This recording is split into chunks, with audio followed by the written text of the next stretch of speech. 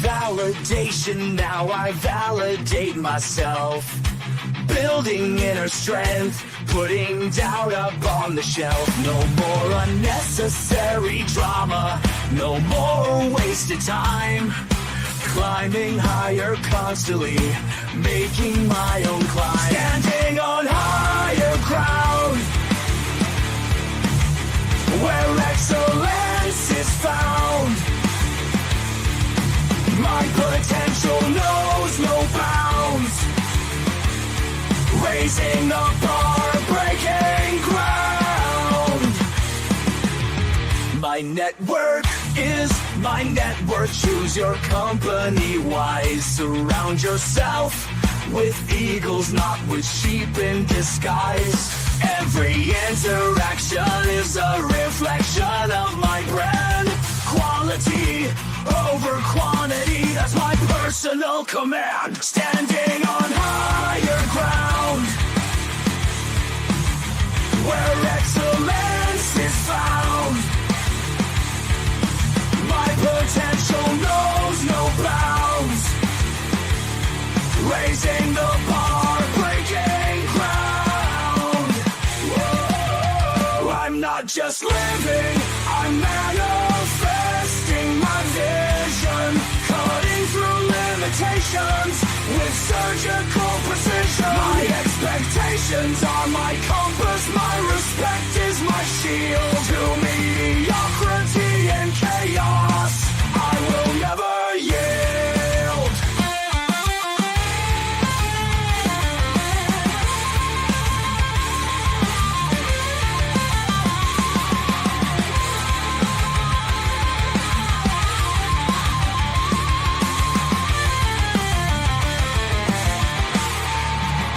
I'm not just living, I'm manifesting my vision. Cutting through limitations with surgical precision. My expectations are my compass, my respect is my shield. To mediocrity and chaos, I will never yield.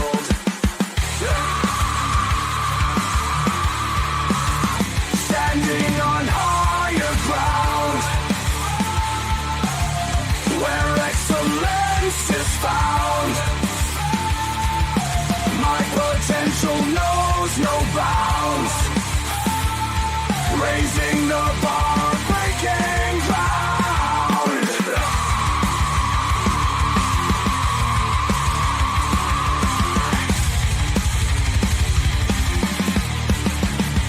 I'm not just living, I'm manifesting my vision. Cutting through limitations with surgical precision. My expectations are my compass, my respect is my shield. To mediocrity and chaos, I will never yield. How you doing, ladies and gentlemen? Welcome to This and That. I'm your host, Xander, where we're talking about this, that, and everything in between. Yeah, I had to make sure that the sound was working on us. There we go. All right. So, because Michael be like, I can't hear you. I did what I could do. How you doing? B4, Wind B4. Um, good to see you. Now, here on This and That, where we talk about this, that, and everything in between. Uh, We go live 7 nights a week, and we do not let the sun rise without going live, but we don't always start on time, and that's why we ask you guys to like, subscribe, and then hit those notification buttons so that you know that the show is going live. Um, we're about 15 minutes late today, earlier than normal, but we will be giving you guys some pretty decent links of information about tonight's topic, the shocking new rules of the current 2026 dating atmosphere. Why is this important when we talk about how to make, save, and invest money? It's because your decision making skills in your personal life directly impacts your desire to spend the money that you make in certain situations. So, not only do we talk about how to make the money, not only do we talk about how to budget and save the money, we also talk about how money should and potentially should not be spent on things that do not benefit your long term goals. So, And while we don't have any more updates about what's going on in the negotiations with Iran, we did get some information about there potentially being a $250 commemorative bill for Donald Trump's face put on it. And we're going to be probably talking about that on Monday. So you're probably going to see me putting that show together this weekend, having it ready and listed for Monday night show. Because while we have different topics every night of the week, uh, we cover the topics that directly impact your ability to make, save, and invest money. This isn't just a slogan. This is what we do. So Sundays we talk about uh, questions and comments from the fans, where you guys have questions about yourselves that we help you out with. Then we have on Monday, Tuesday, and Wednesdays business and politics. So Monday we talk about how politics negatively impacts your ability to make, save, and invest money. So, for example, they discontinued the $500 bill, the $1,000 bill, the $5,000 bill, the $10,000 bill due to um, fraud and extortion and all those other things that was going on back in the day. So we're going to be talking about this on Monday. They are now talking about putting out a $250 bill, which is a new denomination larger than the $100 bill. While the $100 bill has been in circulation for an extensively long period of time, and it has been modified several times over the years to eliminate and reduce some of the fraud and counterfeit on it. Um, the new bill that is coming out would be newly in currency, but there's very few places that it's going to be utilized because the average place does not take larger than a 20 or larger than a $50 bill, and $100 bill denominations are not utilized are usually utilized in day-to-day monetary transactions outside of broke people trying to show out for other broke people by handing a $100 bill for a $10 transaction. That only works in places where they have the money to break that bill, like a Waffle House or a Walmart or some shit like that. But the average place, like a gas station or something, primarily a lot of things are going digital. So $250 bill, one of the things that I found doing my research would probably give you guys like the ability to transport large denominations, where $250 you could have 100 of those bills and probably have like $25,000, uh, which means that you can transport a larger quantity of money with less. Uh, you you can tell the brown nosers. He said $250 with Donald Trump on it is a great idea. I, it's a monetary waste of money. We're going to be talking about it extensively on Monday. But ultimately, there's it's a commemoration piece. He would be the president on the 250th year of America's establishment. And if they're doing a commemorative coin or a denomination of some kind, a $250 bill is probably more effective than a $2.50 bill. But to be honest with you, a $2.50 bill would be more widely used than a $250 bill. But Donald Trump, claiming to be the self proclaiming gold standard position, would probably be the most expensive bill that he's going to have his face on. He's not going to put his face on a $2.50 bill, right? Um, but if he would have, he would have been more widely known. That would have made more sense. A $2.50 coin, a $2.50 bill, just like the $2 bill, a $2.50 bill, because like breaking a five is always complicated. But I mean, if you had a $2.50 bill and two quarters, like you'd be good, right?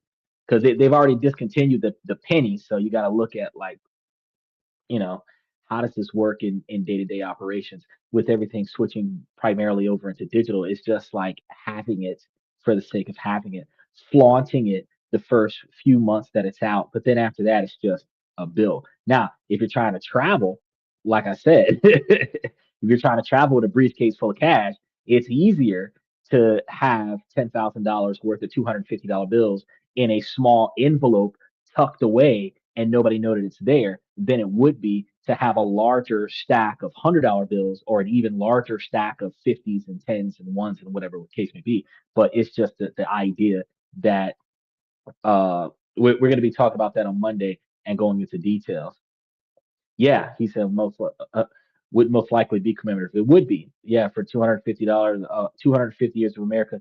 Yeah, like your idea. It's not my idea. I hate the idea. I think it's a waste of money. I think you like my idea. I think it should have been $2.50 because it would be and I coming from a practical perspective, I believe that $2.50 bill would be more used than a $250 bill. It's hard enough as it is to get change for 100. Could you imagine trying to get change for 250? You know what I mean?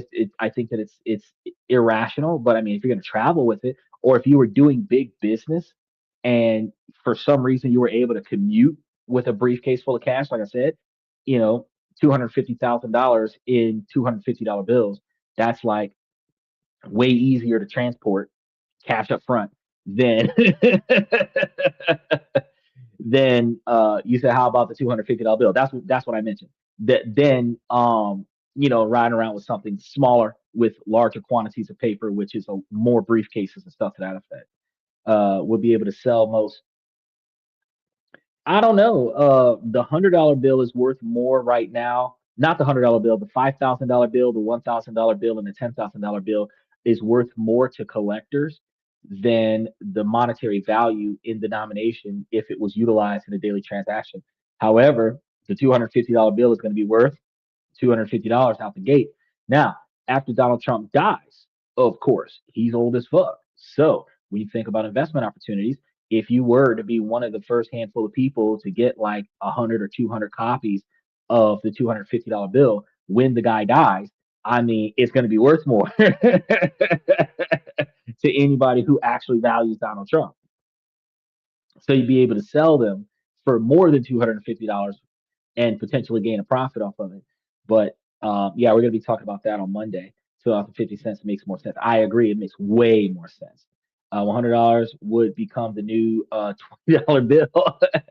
When you think about how broke people are broke, imagine the prom kids. I'm always on these prom kids because I'm so disappointed in their parents. But imagine the prom kids. They were mostly flashing 20s, fives, and ones because the quantity of bills that they had was what they were flashing, not the denomination of the bills that they flashed. Now, there was a couple of the guys that had parents who found a way to get them all hundreds. But if you imagine, like I said before, it's $250. 100 of them would be like $25,000. 100 bills is not a lot of paper in your hand, but it is a significant quantity of money if it would have been $250 a bill, right? But when they have 1,000 $100 bills, or that's like $10,000.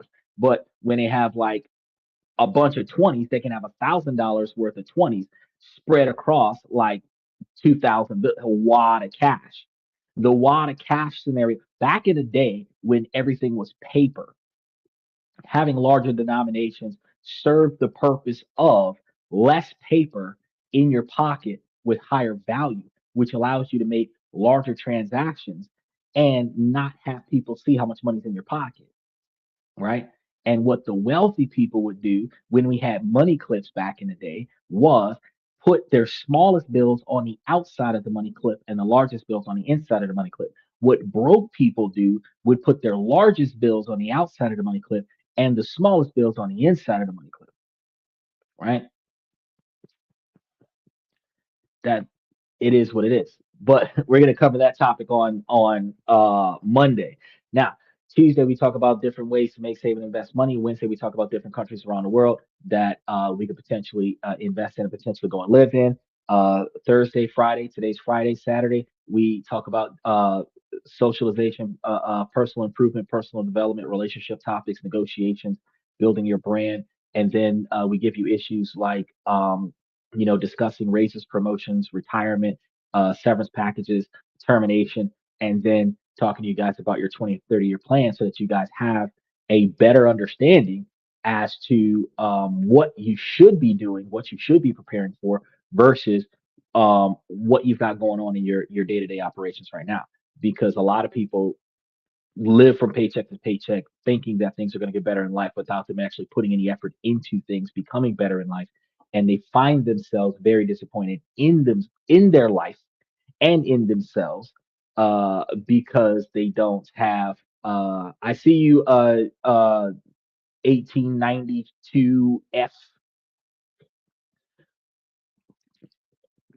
I'm gonna get to your comment in a minute, but yeah, they're disappointed in the way their life is, and they just don't know how to change it, and that's because lack of foreshadowing and forethought. Notice how a few days ago when I gave you guys my retirement plan, people in the comments, I think it was FX Trader that was telling me that I had a 5 dimensional plan. Yeah, because certain things just wasn't it didn't make sense, and certain things just didn't make sense if it was just a one and done scenario. But when it was a multi-piece scenario that all comes together, it's like 18 style. I like the way plans come together.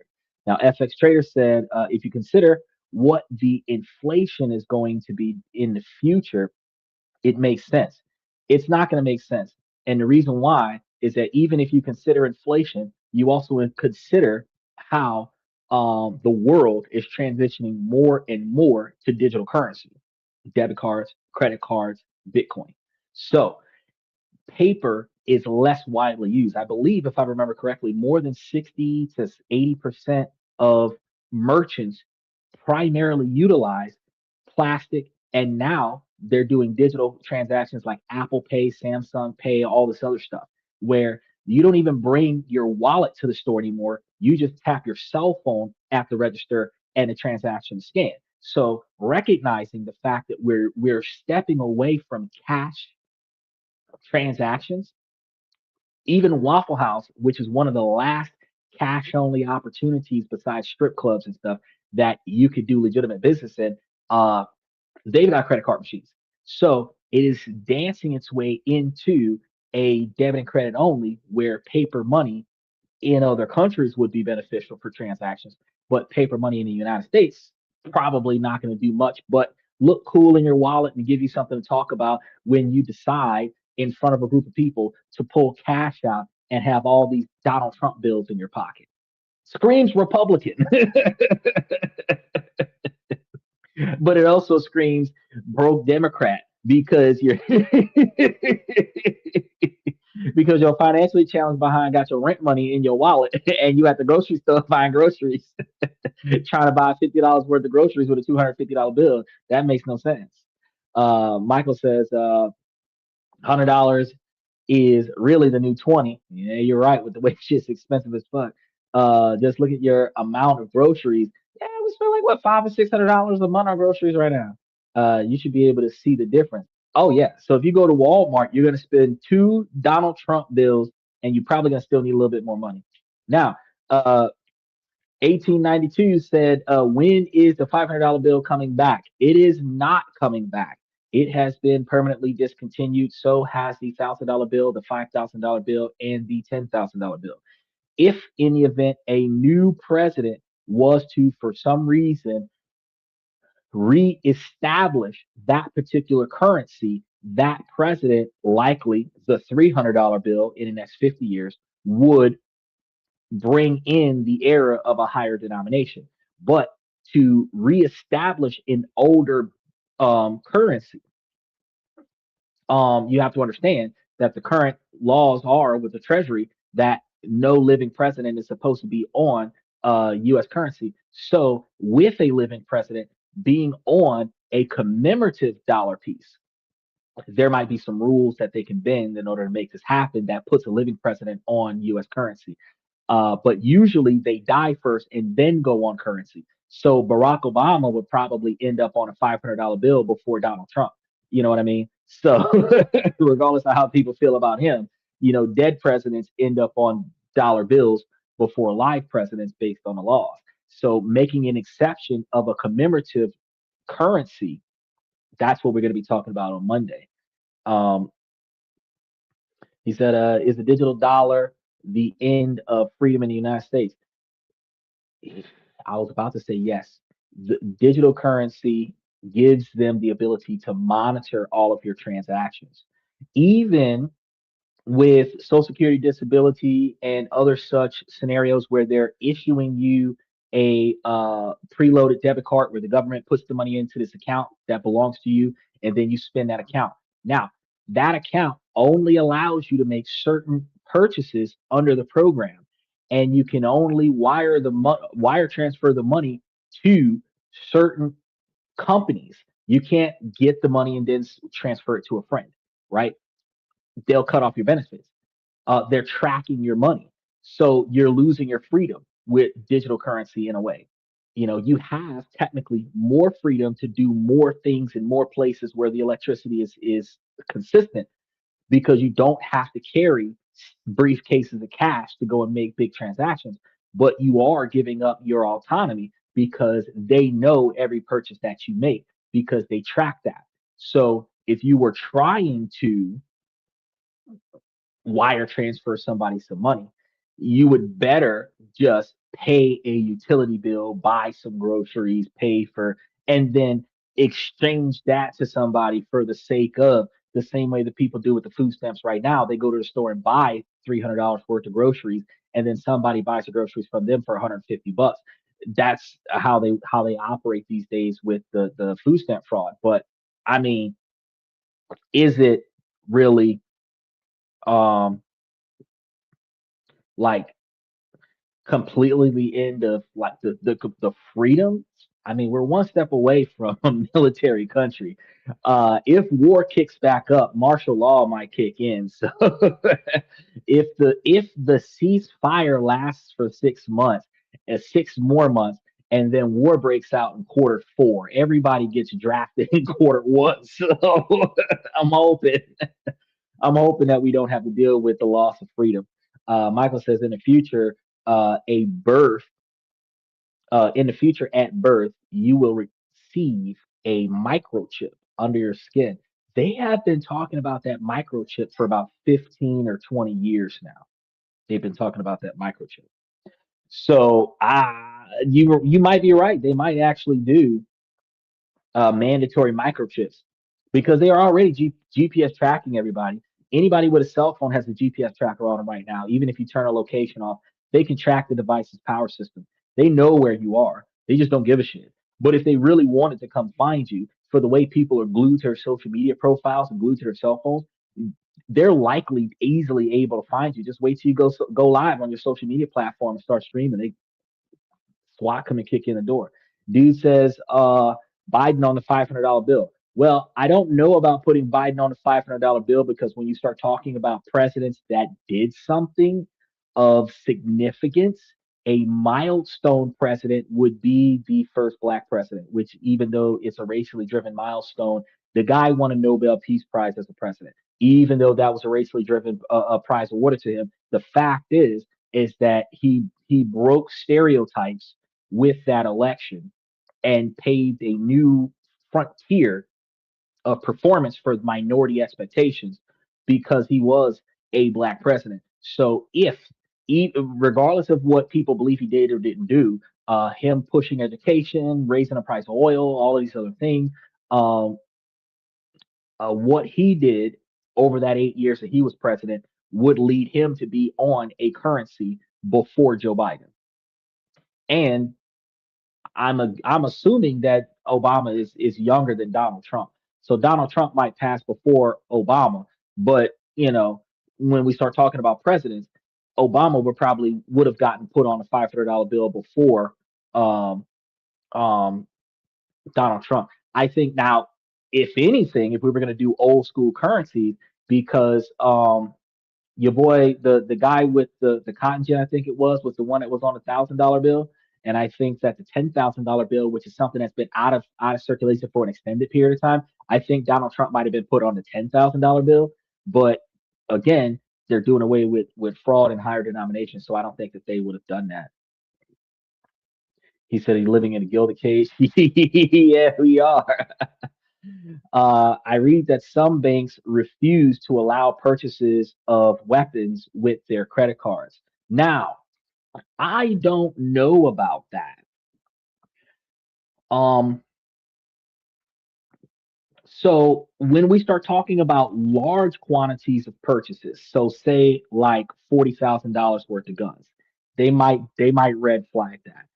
Maybe even $5,000 worth of guns, they might red flag that because the average gun that is being sold right now is anywhere between $500 and $3,000, depending on what kind you're getting. So I think that if it is just one gun, maybe two, they might not do anything about it. But if you're making a transaction at a gun store where you're buying like 30, I don't know, they might have an issue with that. I don't know. I have to verify that. But what I do know is that when people go to places where they're buying a boatload of guns, it is common practice that the average person buys those guns with actual cash. And that might be a situation where, you walk up to a gun sale with a bunch of Donald Trump bills. It's like a whole Democratic Republican merge right there because we're buying guns off the books, cash up front, Donald Trump. You know what I mean? It's a weird scenario. He said gag toilet paper with Biden's face on it. I don't think so. I would believe that I don't. I've never heard of them replacing political figures on currency. So I don't think that they would replace political figures on certain uh, political figures. But I do believe that if you're going to add currencies, because they did away with the penny, so, you know, they would add newer currencies or something to that effect that might be meaningful. But not every president that has been, because we had what, 50 something presidents, 40, 50 something presidents. We do not have a president on each one of our currencies. Like every single president is on a currency, just some of them. So some will get skipped. And I think Biden might be one of the ones that get skipped. He said, "Are Trump face on a roll of toilet paper?" No, I don't know about that either. I don't think Donald Trump. I don't think Donald Trump would allow that. I think he might be on the face of Sharpie, but I don't think that he would be on toilet paper. I purchased my rifle using my debit card. Right. He didn't say debit card. He said credit card. He said credit card companies. Some credit card companies, because credit card companies are banks. You got to understand it.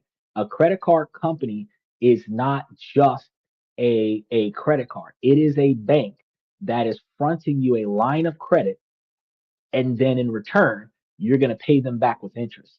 These are banks. So certain banks that offer credit cards, is what he said, uh, may not allow you to make large transactions with firearms or making large transactions for firearms.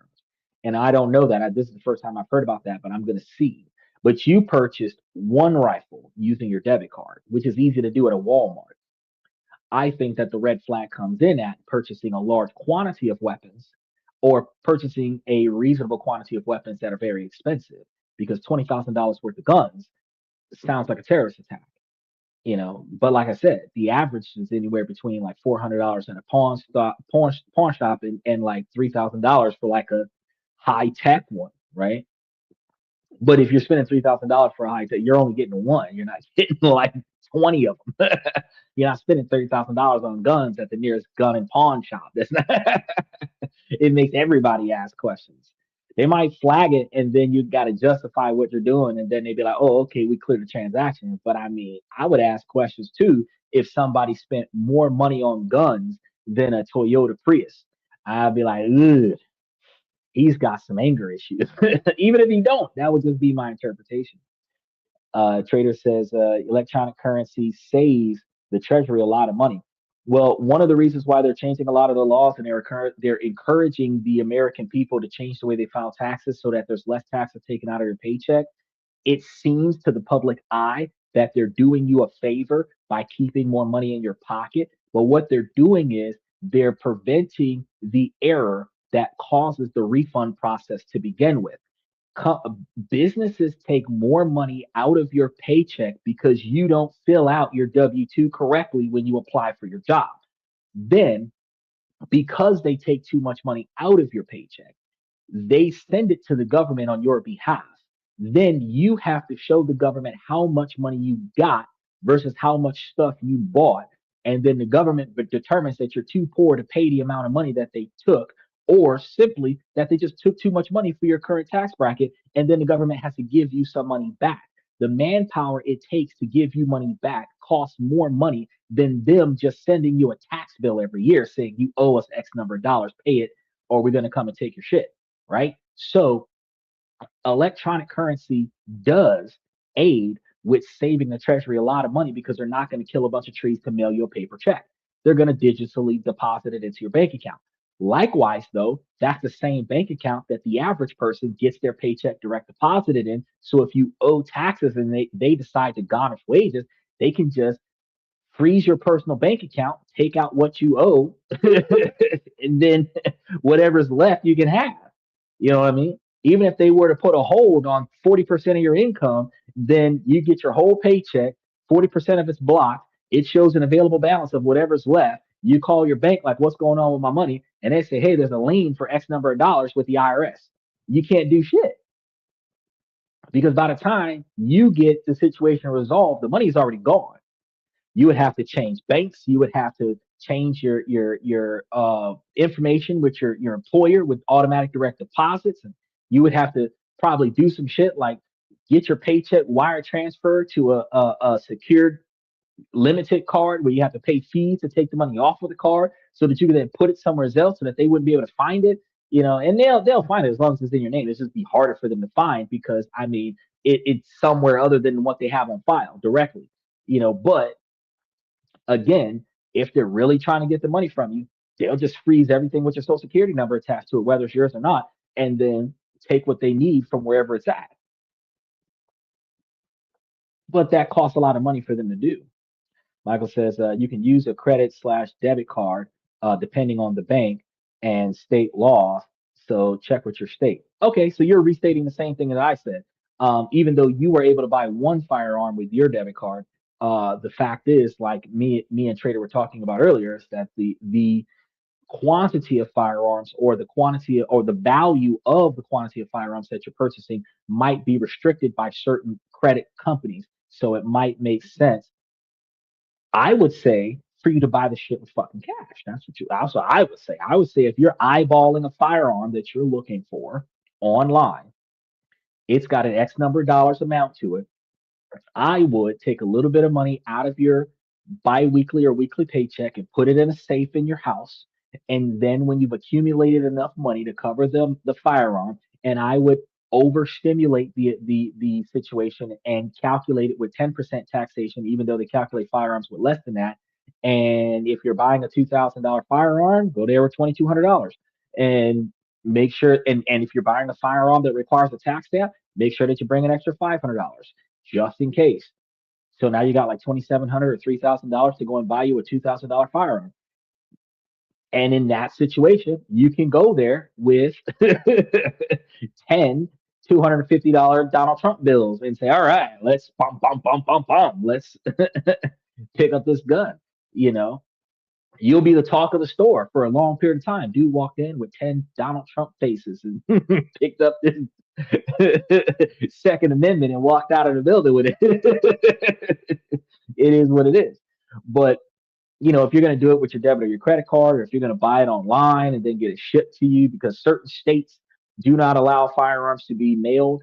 So it would have to go to a local gun dealer, and then you have to go to that gun dealer and pick it up. They're still going to do a background check on you, make you wait 3 days. So if you're going to have it shipped to them, and while it's on its way over, if you go to that place like the next day after you make the purchase and go through the process, let them know that it's being shipped there.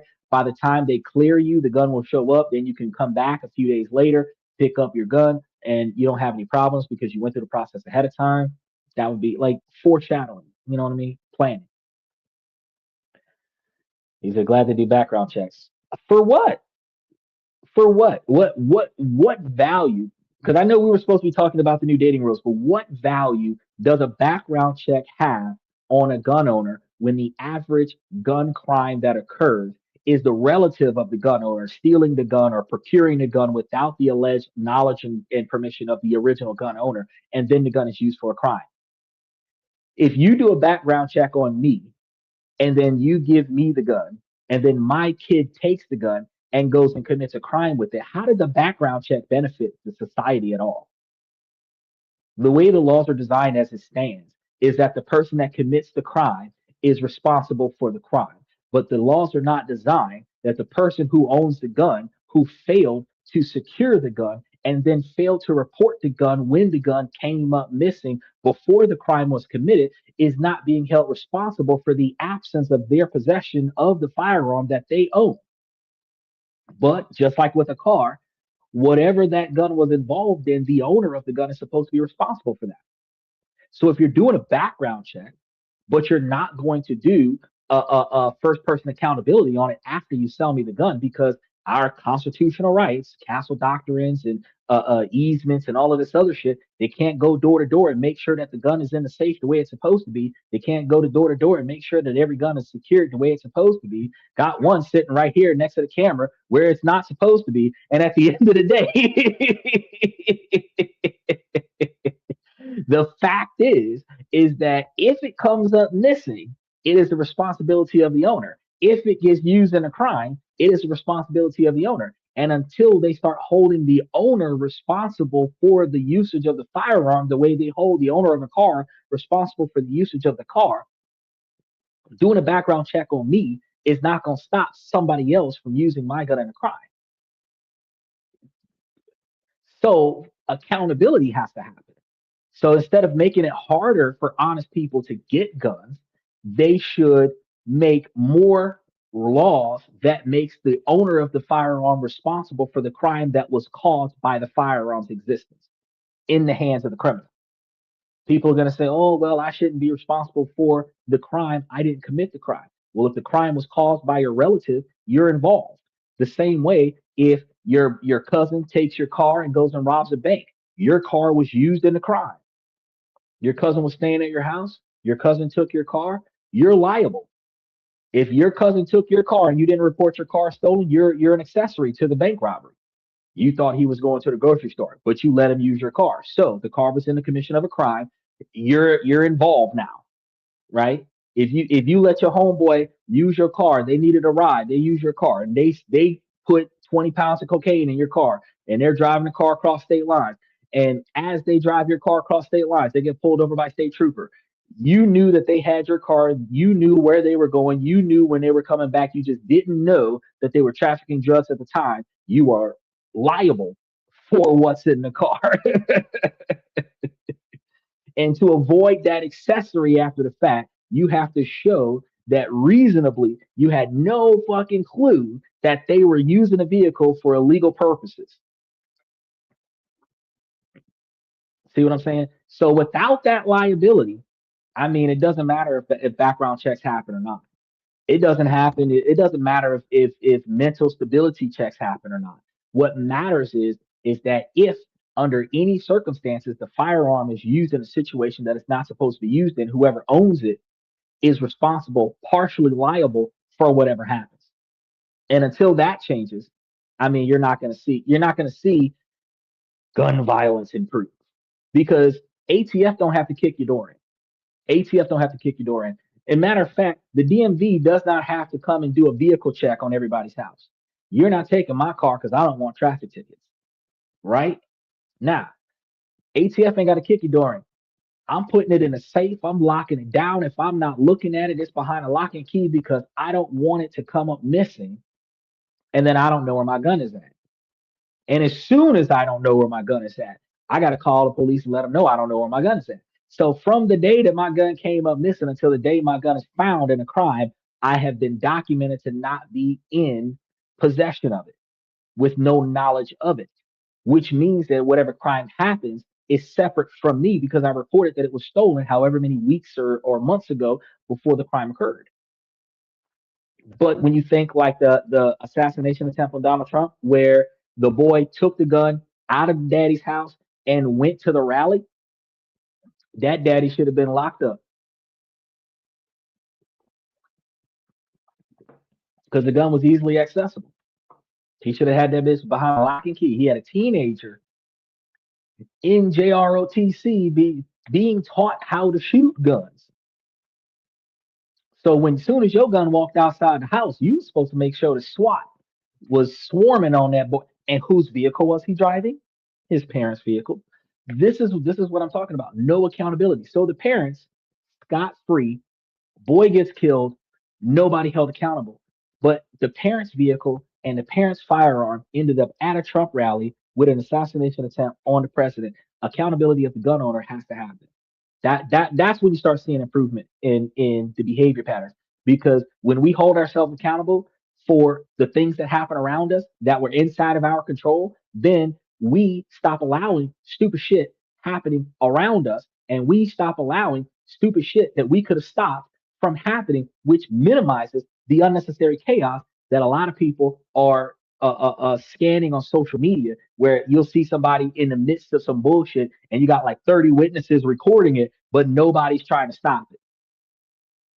If a fight breaks out and there's 25 people out there, and one of the people that's in the fight gets killed and everybody could have broke that fight up, that is a form of negligent homicide because you allowed this person to get beat to death and you watched it and recorded it.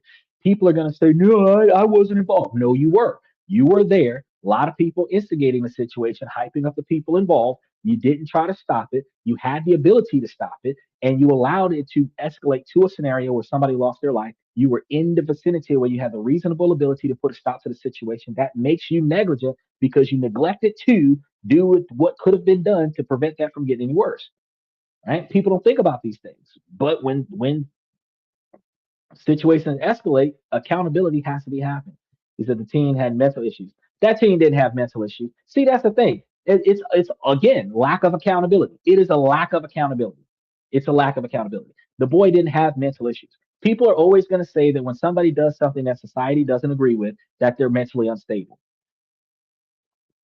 If you are pissed off because you don't like the way you're being treated, that doesn't make you mentally unstable. If you calculate a plan to take action, that doesn't make you mentally unstable. If you execute that plan, it doesn't make you mentally unstable. In that dynamic, 95% of America is mentally unstable. But well, there's a large portion of America that has guns. And there's a large portion of mentally unstable people that don't have guns that kill more people than people who have guns. Because while what is it like 40,000 people get killed by guns and 50 something thousand people get killed from a slip and fall? I mean, more people dying from tripping than guns. So the boy doesn't have to have a mental issue in order for him to execute a calculated plan.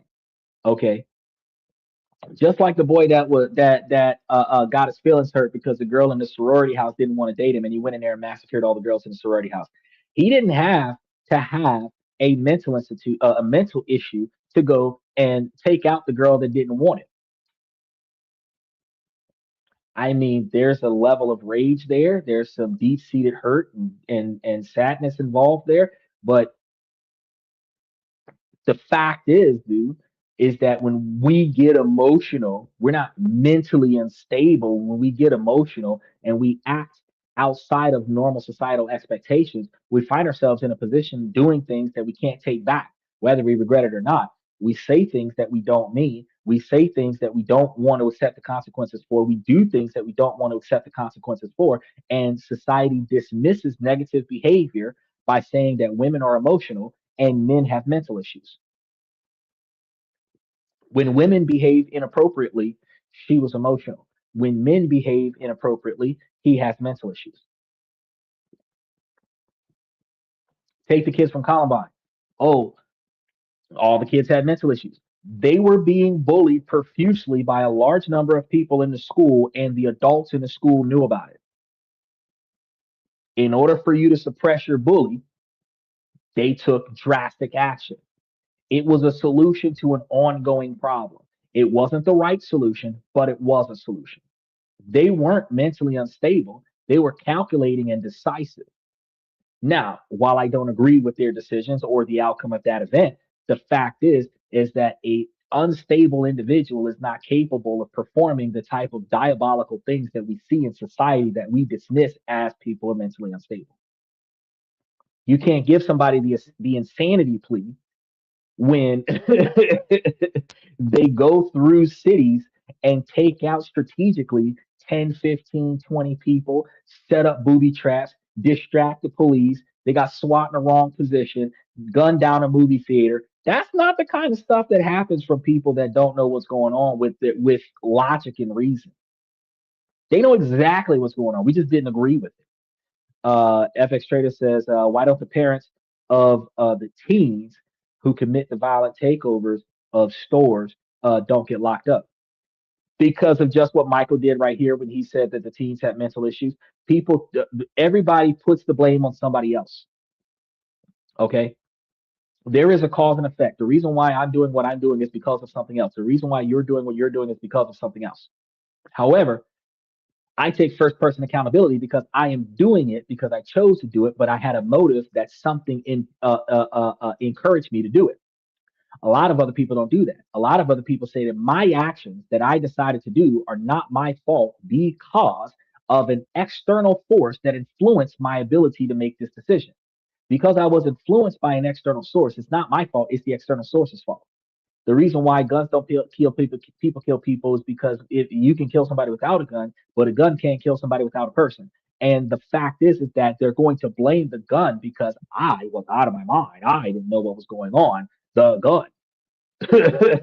But you could have easily took an ice pick and stabbed somebody and then blame the ice pick. Well, it wasn't my fault. It was the ice pick's fault. It fell into my hand, and then just preferably decided to jump up and down on my victim.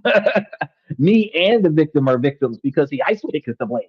That's the reason why parents don't get held accountable for the negative behaviors of their children. He said more people die from car wrecks. It doesn't matter if more people die from car wrecks. The statistical average is that more people die from a slip and fall than people that die from being shot. So if more people die from a car crash, they're not going to outlaw cars the way they're not going to do a campaign that cars kill people, even though more cars kill people than guns. The fact is that more people die from slipping and falling, a self-inflicted bad decision, than people pulling the trigger. That's statistical averages. So you're saying that people that shoot up schools is normal? Yes, sir. I'm exactly saying that. Yes, I love the way you try to spin it, but yes, they're perfectly normal. They're socially unacceptable behavior, but they're perfectly normal. I don't believe that the people who first of all, hold on. Let's because we're not even on tonight's dating topic yet. You're asking me people who shoot up schools are perfectly normal. Okay, so there's about 50,000 Americans in Iran right now. If 20 of them go and shoot up a school, would they be considered abnormal or would they just be following the commanding orders from their superiors? Okay. The difference between being a soldier in wartime, doing the same thing as a civilian in the United States, is that you have the authority to do so from a higher power. Socially acceptable to take lives in the act of war. It's not socially acceptable to take lives outside of war. Socially acceptable for police officers to take lives in the line of duty. But if a civilian was to take lives in the same scenario, there would be question as to whether or not that was a lawful action, right? So there's this ideology that it turns uh, certain people's job titles into like a James Bond style license to kill because like a SWAT, they can kill people. Even if there was another way, they can kill people. All it takes is a reasonable quantity of evidence that suggests that the person is dangerous enough that he could have, if not already, taken lives. Oh yeah, they can kill him on sight. But the people who show up and shoot first and ask questions later and get paid for it by the hour are no difference in their mentality than the person who shoots first and asks questions later at a traffic stop. The only difference is that's not their job. He said, "Yeah, explain that. Because there aren't parents legally responsible for their children. They're supposed to be, but look at what's happening with the schools. The kids are not responsible. The kids aren't responsible for themselves because they're the responsibility is the adults, not just the parents, but the teacher, the principal, the guidance counselor. But the parents are not held responsible for not raising the children properly. Then the teachers are shunned by the parents from being able to provide the discipline to the children that the parents didn't provide them. Then the children are going to be exempt from responsibility because they're not old enough to know what the fuck they're doing. So it's nobody's fault and everybody's fault at the exact same. So how do you fix the problem? He said, let's get back to America.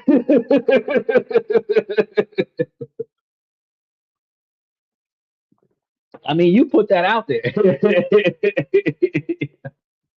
He said, I did see a gun jump off a table and chase me. I seen a car go out of a driveway without its driver, but that don't mean that cars are dangerous. It doesn't mean that cars are technically considered as dangerous as firearms. But today we were supposed to be talking about we went down a whole huge rabbit hole. See what happens when we mention Donald Trump? We go down all kinds of ethical rabbit holes that we were not prepared for because I did not put that in today's show. It just so happens that I followed the comment section down this rabbit hole. So before anybody comes and thinks that this is a political podcast, it's not. I just entertain certain things that just don't make no sense. And these were the things today for the last 51 minutes. It just didn't make no fucking sense. Tonight might be a 2 hour show because I had 80 pages about dating and we haven't touched page one. Ah. So back to reality. So when we talk about we're supposed to be talking about today the new social rules, and we're supposed to be starting today trying to implement these things. I believe that this is going to be a 2 or 3 part series, so you're going to see follow ups on this. I don't think tomorrow. I think next week, but it might have a follow up on it tomorrow. But I see two different scripts related to this, where the other one is a follow up to this one. So this is going to be a multi step process. Now, we recognize, waiting 3 days to call back, never be the first person to text, let the other person make the first move. And for decades, this was the dating Bible. It was the playbook handed down through magazines, movies, and well meaning, but ultimately misguided advice from our friends and sometimes some of our elders, right? In 2026, that Bible will get burned. Not the King James Bible, the old school Bible of dating, which, you know what? I have not seen one of those, but I might need to write one. That would be. And I'm just sitting over here thinking that would be a fantastic ebook to just write the dating Bible and literally have every single to do and not to do that has ever been implemented in at least Western culture, and then throw in the 2026 version. I don't know how I would chapter them. They chaptered them by different authors like Matthew, John, Luke. I might have to chapter them different, like Michael Jackson, Puff Daddy, Usher, Bill Cosby, Bill Cosby, section three.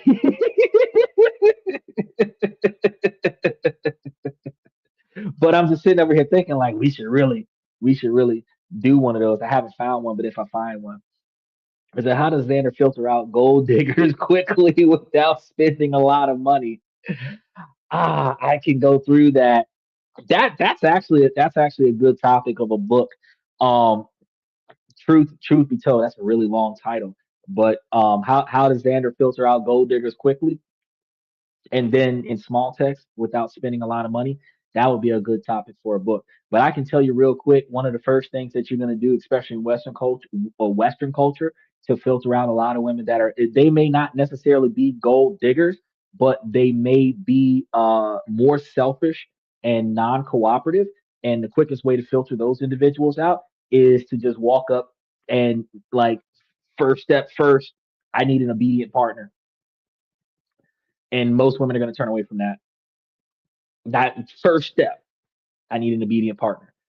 And I've explained this before. Looking for an obedient partner. Whenever you want something done, I'm going to have very little questions outside of how you want it done. And you're going to ask me to do it or tell me to do it, and I'm going to get it done. Whenever a man wants something done, it has to be delivered in a way that the woman accepts it, that she allows it to be delivered, and then she will decide whether or not it's valid for her to perform. That's not cooperative. If you want me to pick up a TV because you said so, if you want me to move a couch because you said so, if you want me to help you pick something up or bring in the groceries or do the laundry or wash the dishes or whatever, just because you said so, as the wife, then mutual respect requires you to be just as obedient. So when I want something done, as quickly as you want me to respond to you, drop of a hat behavior, that's as quickly as you're supposed to be able to respond to me. Now, I'll get to it when I get to it behavior. Then at the same time, reciprocation is that I'll get to it when I get to it behavior. That's the first thing. Second thing, without spending a lot of money, test questions. When you start asking them about their future, they don't know what the fuck it is. They're clearly going to be riding coattails. You know, if they have goals that are so strict that a second person can't fit in that. She wants to be like the next astronaut on, Mars or whatever, right? That's fantastic. But if you're going to be an astronaut, we're going to be millions of miles apart. So that means that your goals does not include me. If we had a family, you would abandon the family to go to space for 6 years, which means that I would be raising a kid without you. If your goals does not include a family or does not have room for a family, I can tell just based on what you want to do with your future that me and the rest of the family is not going to be included in those goals. As a result, I wouldn't date that kind of woman. Then, if my goals she's not accustomed to, for example, you've got men that want to be fathers. 60 or 66% of men in 2026 want to be fathers. And if the woman that I'm talking to isn't one of the women that wants to bear children, doesn't matter if she can or not. If she doesn't want to, you're out. If you're too old to, you're also out. So for the women who say, well, what about the ones who are born and incapable of? You're also out. Heartless as it may sound, if creating a legacy is the goal of the man, he should not suppress his goals because of the female's disability or because of the female's age. Because at the same time, a man's physical disability should not limit a woman's ability to be financially successful. So since her financial success should not be dependent on him being crippled, his ability to build a legacy should not be dependent on her being crippled. So at the end of the day, oh, and I'm gonna get to that one. I just seen that. Um, is it put a dollar bill around your wad? You shouldn't even have a wad. If it really and truly, this is one of the reasons why I said a $250 bill wasn't going to be useful. You should only have enough money to buy reasonable essentials. So $20 is enough money because you can buy yourself something to eat with $20 if you're not being greedy. Because like a combo meal at McDonald's might be $15. If you're trying to buy a combo meal for two people, it'll be like 30. But if you're buying one for yourself, it'll be like $15. You know, and that's expensive. But I mean, if you're getting like the big sandwich with a large fry and a large drink, that's gonna be like $15. If you go to Subway and get the big Subway sandwich with the extra toppings on it, the drink and the chips, it's gonna be like 12 or $15. So if you have a $20 bill in your pocket, you'll be able to put enough gas in your car to get you home. You'll be able to buy yourself something to eat. You'll be able to do certain reasonable things. When you start talking about spare tires, flat tires, jumps, and all this other stuff. You should have jumper cables in your car. You should have a tow strap in your car. You should have at least one, if not two, spare tires in your car. And above that, you should have roadside assistance on your health on your car insurance. That way, if something happens to your car, you can get a ride home. You should have an extra $50 or $60 on your credit card above anything that you spend so that you can get an Uber from wherever the fuck you're at. So you don't need uh small bills wrapped around large bills because you should not have more than a $20 bill in your wallet. If you've got a 10 and two fives, or if you got a 10, a five, and five ones, that's all you need in your wallet. You don't need a wad of cash. It says, do today's women even understand what an obedient partner is? Yes. Yes, they do. The women understand what an obedient partner is, but women treat the obedient partner as a slave or servant, some sort of oppressed individual. And that dynamic is actually supposed to be the feminine role to be supportive. In order for you to be supportive to the lead, you are supposed to be obedient to the instructions because I can't tell my support fire to fight to take the shot if they're not willing to do as I say. I'm going to get taken out. I'm on the front lines. I'm saying take the shot. Well, I don't like your tone. Fuck you mean? You're supposed to be taking a shot when I say take the shot. Follow my lead. So what The problem is that women are used to being on the front lines for themselves. They grew up in single family homes with no fathers.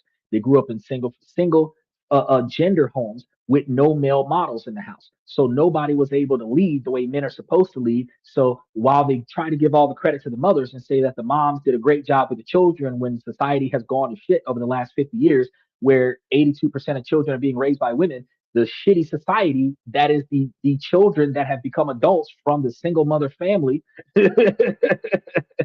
indicates that the two-party household, the mom and dad household, was much needed over the past 50 years. And the fact that the fathers weren't there over the past 50 years is one of the reasons why society sucks. And it's not because the men didn't want to be there, it's because the women didn't want the men to be there. So when we start talking about the lack of obedience and the lack of understanding that women have for obedience. Oh no, they understand what obedience is. That's why they are quick to reject a man that expects that obedience, because that expectation puts the demand on you to cooperate with me unconditionally.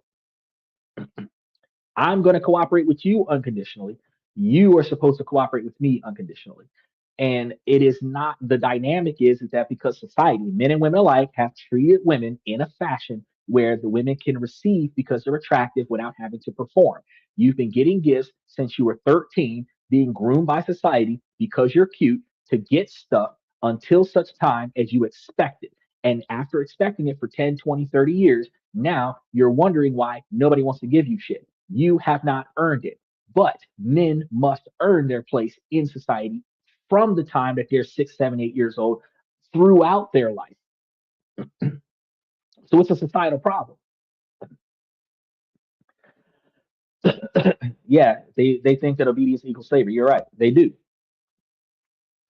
Dress down and drive a junker, wear a nice watch. Don't do that. That's stupid. So you dress normal. You can dress with it like you see me in a button down shirt more often than not. You see me with a polo a couple times on here. Um, you dress normal. You don't have to dress with all name brand clothes. I couldn't even tell you who made this shirt. This is a custom made shirt. Um, most of the shirts that I had are designer shirts, and I don't even remember the names of a lot of them, but they're designer shirts. I think some of them came out of Italy, some of them came out of New York, but they're designer shirts. But I bought them like between 2010 and 2013, and being 2026, it would be anywhere between 16 and 13 years ago when I first bought them, and I'm still wearing them 13 years later. I'm not buying with the trend in order to compel people to like me because I bought the latest Louis Vuitton or the latest Juicy Couture or some shit like that. I buy what is necessary when it's necessary. You say drive a junker. I'm not going to say drive a junker. You drive a car that's reliable, not because it's expensive looking, not because of the name brand, not because of how the body style is shaped on it. You drive a car that will get you from point A to point B, even if point A is Maine and point B is California, and you're doing a straight shot drive. You want to make sure that your vehicle can get you there, right? Um, one of the reasons why Volkswagen is a fantastic car next to a Toyota is because Volkswagens, the Jettas, the Beetles, all of that shit is vehicles that were built to handle the Autobahn. And if you know anything about the Autobahn, that is hundreds of miles of just road. Okay, hundreds of miles of just road, like no getting pulled over, no traffic lights, just mountains, roads, everything like that. And those are the kinds of vehicles that will get you from point A to point B 700, 800 miles one way, and then 700, 800 miles back. That is what you're supposed to be trying to get, is a reliable means of transportation, not just something that looks nice. You might want to get you a Chrysler 300M and then put some custom rims on that bitch. By putting the custom rims on it, you're messing up the drivetrain, you're messing up the wheel balance, you're messing up the axle. You don't need to do all that stuff. You get a stock car that can get you what we used to call sleepers. A stock car might even be a fast car that has good gas mileage. It gets you from one place to the other. Nobody knows anything about the car. That motherfucker will get you where you got to go, and nobody's paying attention to it. From the perspective of people who do stuff they ain't got no business doing, less people are paying attention to the car that drove by if it is a common car than if it was a Bentley or a Bugatti or whatever the case may be. If you're the only Bentley in the neighborhood and something goes wrong and the Bentley was involved, they can identify your car hands down. But if you're one of 350,000 Nissan Maximas, it was a gold Nissan. I don't know. And that's every Nissan in the see what I'm saying? So you're not supposed to be just driving a junker, but people call common older model cars junkers because they value luxury vehicles, and you should be doing it. And then when you say the nice watch, the average person doesn't need a watch. A watch is a decoration. You don't need a watch. The average modern day 20-year-old doesn't even know how to read a face watch. And if they get a digital watch, they're going to try to get a Rolex. Yeah, if really, if you're going to get a watch that works to tell time so that you're not using your cell phone on the job, then at the end of the day, you can go get you a quartz watch from Walmart for $15 to $20. You can go buy you a cheap ass watch off of Temu for $10 or $20 and just not have to worry about not knowing what time it is to clock out. But everybody who does that motion to check the time when they don't, nobody's worn a watch in the last 15 years in modern society. You're not looking at the time. You're doing the motion and thinking about how long it's been or how long you plan on doing this. You know, but really and truly, it's let me grab my cell phone and see what time it is. That's what you're really doing, right? Because every cell phone has a clock on it, and it's always a digital clock, unless you want to be fancy and change it to an analog clock. So you don't really need a nice watch. What you need is to not put overly expensive name brand clothes on yourself, regular clothes that doesn't have extra branding on it, and then you want to drive a normal car, probably something with good gas mileage, especially in the economy right now where gas prices is high. And if you're not using the watch to tell time so that you don't have to use your phone, or you can leave your phone in a car and you have this watch to tell time, if you're not using a watch for that, don't wear a watch because it's a decoration and it makes people look stupid. Because a lot of people, you got small wrists, big hands, and you got a watch that doesn't fucking fit. So now it's on you like your daddy's bracelet. It makes no damn sense. He said, wearing a watch has two proposes, time and style. Okay, so wearing a watch is only going to have two purposes for people of class. It is going to be able to tell the time because they're not going to be on their cell phone. When they're going to have these meetings, they're going to these dinner parties, they're going to have their cell phone off on silent, not just on vibrate. They're going to have it off on silent for the entirety in their blazer pocket, where their wallet might be in a different blazer pocket, where they're never going to touch their phone for the entirety of the engagement. The watch is to tell time so that they don't have to check their phone. Because checking your phone, even if you're checking your phone to tell time, is disrespectful in a meeting of class and elegance. So in that situation, if you're wearing watch, yes, it'll tell time and tell style. But for the average person to just put on a watch and then they're going to check their phone to see what time it is, it's a decoration. It does not show your style. It shows your desperation because a lot of people are going to get the most well-named, well-known brands, not because of its durability, and they're not even going to know how to use it. It's just on them. Some people don't know which wrist to wear the watch on. Should I wear it on my dominant hand if I'm right-handed, or should I wear it on my left hand by default? Does wearing it on one side or the other side indicate masculine or feminine manhood? What about the bracelet? Do I wear the bracelet with the watch? What's too much? What's not enough? What about the difference between it being at the top of your wrist versus being underneath your wrist where you're looking at it like this? Y'all know what I'm talking about. He said, come from sweatshops in Vietnam. Yeah, but I mean, it is what it is. To me, a junker looks like crap, but mechanically sound, uh, that's a junker. Well, almost like Mater from Cars, you would consider a junker. But truth be told, an older car that runs really well might even have a few rust spots at the bottom because it came from up north and now it's being driven in the south. Probably has like 100,000 miles on it. Uh, would be considered a junker in the eyes of one of the young kids. When you say junker, Michael, you're from like the 50s in the 60s. So when you say junker, you're talking about doors falling off, dents, scratches, two different color doors, different color wheels. They all fit the car. You know, something might the trunk might be a different color because it just got replaced. The hood might be a different color because it just got replaced. Dent, missing headlight. You know, but the car runs right when you say junker. But the modern person that says junker might call it a junker just because it's a 20-year-old car. It could be in mint condition, but it's a 20-year-old car. It's a common car, so nobody really knows anything about it because it's not a name brand lavish car. They know about Cadillacs, but they don't know about Ford Pintos. They don't know about Ford Fusions. They don't know about Ford Focus. They don't know about um, um, um, the Eclipse, not the Escalade, the Eclipse. They know about Forerunners, but they don't know about the other 4x4s that Toyota has. They don't know about all the other Nissans. They don't know about they know about the Miata, but they don't know about some of the other Mitsubishis that are out there, like the Galant. Like a Mitsubishi Galant does a pretty good uh, uh, uh, scenario right next to starting to drive into stuff like skylines and everything to that effect. They don't know about common vehicles. So they'll call it because they don't know anything about it. They'll call it a junker. And if that's not the case, you just need to find something that's reliable regardless of how it looks. He said, don't buy a Rolex, get a Timex, it's vintage. You don't buy a watch if you're not going to use it. You can tell what generation you come from by their watch. You can tell what generation they come from by how they wear the watch. You can tell what mindset a person has by the type of watch that they buy. You can tell how much this person is desperate for attention by how much accessories he wears on top of his outfit. Because, like for example, a person that wears a gold chain under their dress clothes, where if they were to come out of the shirt, there'd be a gold chain up underneath it, almost like going from professional to street by just taking off your overshirt.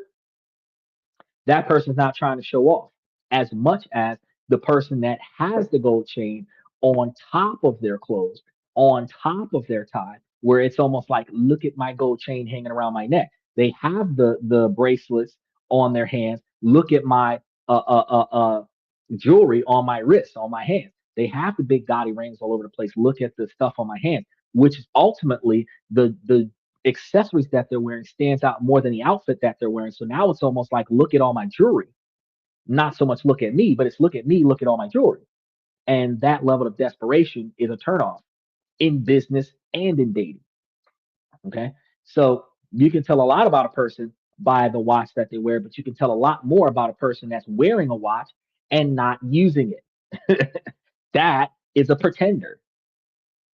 He said casino watches are Gen Z. No, actually, oh, you mean like the roulette wheel and all this other the tech watches that are like fidgets that you don't use it to tell time, you use it to distract yourself from bullshit. Yeah, the kids are doing that now. He said Apple Watch is today's generation. Tech is a style, but every kid's got an Apple Watch because it's Apple, not because it's functional. Reason I've already looked in and I've even had some of the smartwatches back in the day, and I can tell you that the average usage time for ongoing phone calls and this, that, and the third is 1 to 3 hour lifetime. And then you're looking at probably an hour to 2 hour charge time. So every time you take it, and then the other problem is that it is going to be a speakerphone situation. So if you can get the Apple Watch to connect to your Bluetooth, where your Apple Watch is Bluetooth to your cell phone, not its own phone line. That's like a complex setup. Otherwise, you're paying a whole phone bill for your watch to have its own phone number so that you can Bluetooth your watch to your Bluetooth device, and then you have a cell phone. They're going to call your watch, you're going to answer the phone, and then you're going to use your cell phone to look at social media. Again, it is stupid. It is a dynamic where they're not doing what they're supposed to do with the tech that they get. But if you get to a high tech watch, you got one that you can push a button and it opens the garage. You got one that can turn all the lights on in the house from the car, or one that can turn on the car from in the house. You know, I mean, tech watches does show that you're kind of like a geek when it comes down to technology. But at the end of the day, while tech can be on the same level as luxury watches and be cheaper, the fact is, if you don't know what you're doing with the watch, or if the watch serves no other purpose than to show off, it can be determined. Now, back to the main topic because we segued off again on another rabbit hole. Uh, I said we should probably create us a Bible for dating, the dating Bible, and then come up with some unique chapters. But in 2026, we're going to be burning that Bible. Um, Following those old rules today is the fastest way to get ghosted, friend zoned, or worse. have your dating profile screenshotted and then roasted in a group chat before you've even had the chance to say hello to people. Because that's what people are doing these days. They are, if you say or do something that they don't like, they are running up on you with video cameras, taking photos, trash talking, and then taking that video and posting it up on their platform and then roasting you online. Then, if the video goes viral, when people meet you, they don't even know who you are. They just know of you from that video and they have already determined who you are before they even find out who you are. That's crazy. So the game hasn't just changed. The entire stadium has been rebuilt. The old rules are dead. And if you're still playing by those old rules, you're not just losing the game. You're not even in the right sport anymore. Okay. You're told to play it cool, but you get ghosted for being unclear. You're told to wait for that explosive movie like chemistry, but you're wasting weeks, even months on dead end dates and situationships that drain your energy and your hopes, and a lot of the times your wallet. You're trying to navigate a 2026 dating market with a 1996 dating map, and that's new in comparison to the 1976 dating map that Michael had. His was made out of his dating Bible was chiseled in stone. It was etched into marble.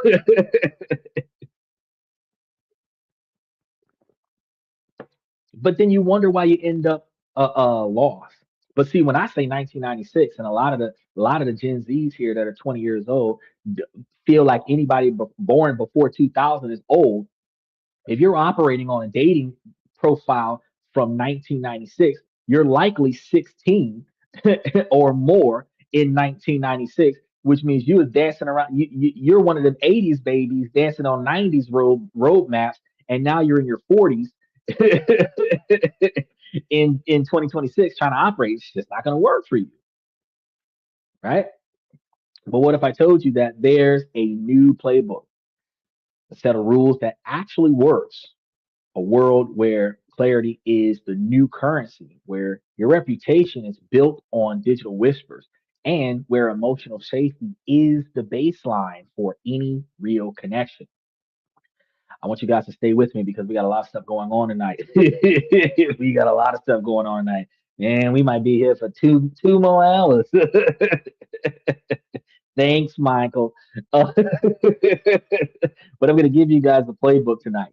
So we're going to dismantle the old toxic advice piece by piece and replace it with strategies that will actually get you the connections that you want without sacrificing your sanity or your self respect. So, before we get into the treacherous waters of modern reputations, let's get you up to speed with a lightning round of the new foundational rules. So, think of this as your survival guide, the core principles that separate the successful daters of 2026 from those stuck in the cycle of confusion. The old dead rule number one: let chemistry be your guide. We were all taught this back when we were kids. Wait for that instant, undeniable spark, that intoxicating excitement. If it's not there on date one, it's a bust, right? Wrong. So deeply wrong. Relying on that initial chaotic spark is like trying to build a house on a foundation of fireworks. It's exciting for a moment, and then it's just smoke and ashes. You guys have to understand that back in the day when we all we had was each other, the people that we could see and touch, it was easier to connect with and bond with an individual and then stay connected with that individual because I mean there weren't that many choices. With the advancements of technology and social media, there is an unlimited quantity of connections that can be made. with people that are so far out of your reach, it's insane. But you can make what we call pen pals back in the day, is people that you can connect with in other countries and develop whole lives with these people online. Never meet them in person, and at best get a video call from them or a voice call, and have a whole lifelong relationship built off of that. That could lead to a marriage or something down the line. So the spark isn't something that's just going to happen. And then a lot of us that are middle aged or older that have been through some shit, we don't even acknowledge the spark. So if the spark happened, we probably didn't even know about that. Some of us mistaken that spark as we mistaken it as a spark when it is just social anxiety, where we're nervous about how this person is going to feel about us, what they're going to say. We're nervous about them judging us. We're nervous about doing it right. We're nervous about succeeding in being accepted. And we mistaken that feeling, that spark, as the chemistry that really is just a toxic trauma response from bad interactions in the past that we misrepresent ourselves, right? You actually have to sometimes choose a person based on how well they perform in your behavior in your area and mesh well with your behavior, and then learn to love that person. It's not something that a lot of people are willing to agree to, but that is one of the reasons why you're not able to find love, because this happens on both sides of the table. Women claim that they can get any man. They will use the excuse that they have an extensive quantity of men that they can go through their phone and allow to hook up with them. They don't want those men. Those men want them. Those same women have men that they wish that they could have, where those men don't want that woman, and that woman has not found the man that she wants that also wants her. That's a whole nother ball game, right? Now, men do this too, because men have women that want them, not nearly as many as the number of men that want a woman. But there are, from time to time, there's a woman that might have a little crush on you or something to that effect, and you don't even notice it because she's not the one that you want. Then the one that you want in the exact same area don't want you.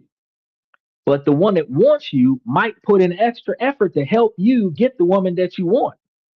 And then the woman that you want might take advantage of the fact that you want her because she don't want you. She wants your homeboy because he's 3 feet taller than you. And then she will accept what you're doing, not take advantage of you, accept the shit that you're doing, but still reject you, put you in a friend zone. And then the girl that wants you, you put her in the friend zone, and nobody's got what they want. On dating sites, dating sites is exactly that. If you notice, you match a whole lot of people, or a whole lot of people match with you that you're not interested in. A whole lot of people that you match with or that you like, they don't actually match with you. Out of the number of profiles that where they say that they like your profile, out of those women, there is a select few women that you're willing to talk to. But those women might have just liked your profile just because it was an attractive photo. You did a good job on that photo, thumbs up. Not, I want to be your wife, thumbs up. Big difference, right? So we got to stop thinking about chasing that one spark, that one romantic spark. Like I was just watching K drama earlier today, and I mean it's always like the denial of feelings, and you start doing extra effort behind the scenes, and then you proactively put yourself in this person's life, and then you guys just continuously exist around each other, fixing each other's problems until you guys finally admit that you belong together, right? That's how it happens in the movies. But you got to understand that's a relationship of convenience. I was your saving grace when you needed something. You were my saving grace when I needed something. We kept saving each other until we decided let's just stay together. But even in the K dramas, even in the rom coms, what happens with the relationship? As the misunderstanding of feelings occurs, people get the wrong idea. They start acting out of resentment and retaliation. The relationship falls apart. Then external forces help them get back together. And then by the end of the happily ever after part of the sequel, everybody starts dating the right person, and it's supposed to be, but it's like months and years of chaos. You guys got to stop that. The next rule. Well, first of all, we're going to talk about a new rule. Clarity beats chemistry every single time. Okay. So looking for that chemistry, not what we're trying to do. In 2026, the most attractive quality that you can have is going to be clarity. Intentionality is the new standard. And this means being upfront about what you're looking for, not for to just be what somebody else wants you to be. You want to make sure that you're clear about what you want. So it's not in a demanding way, not a checklist way, but in a self aware, respectful way, right? Are you dating to find a life partner? Looking for something casual but consistent?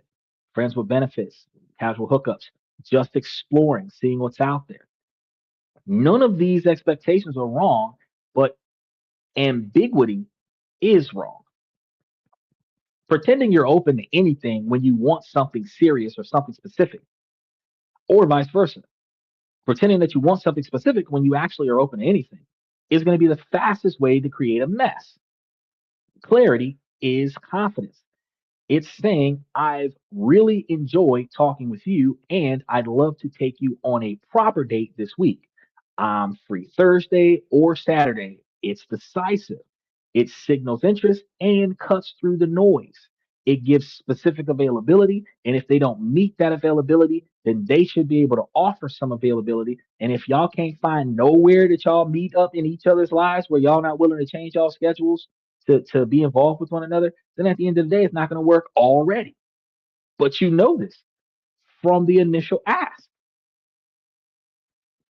right?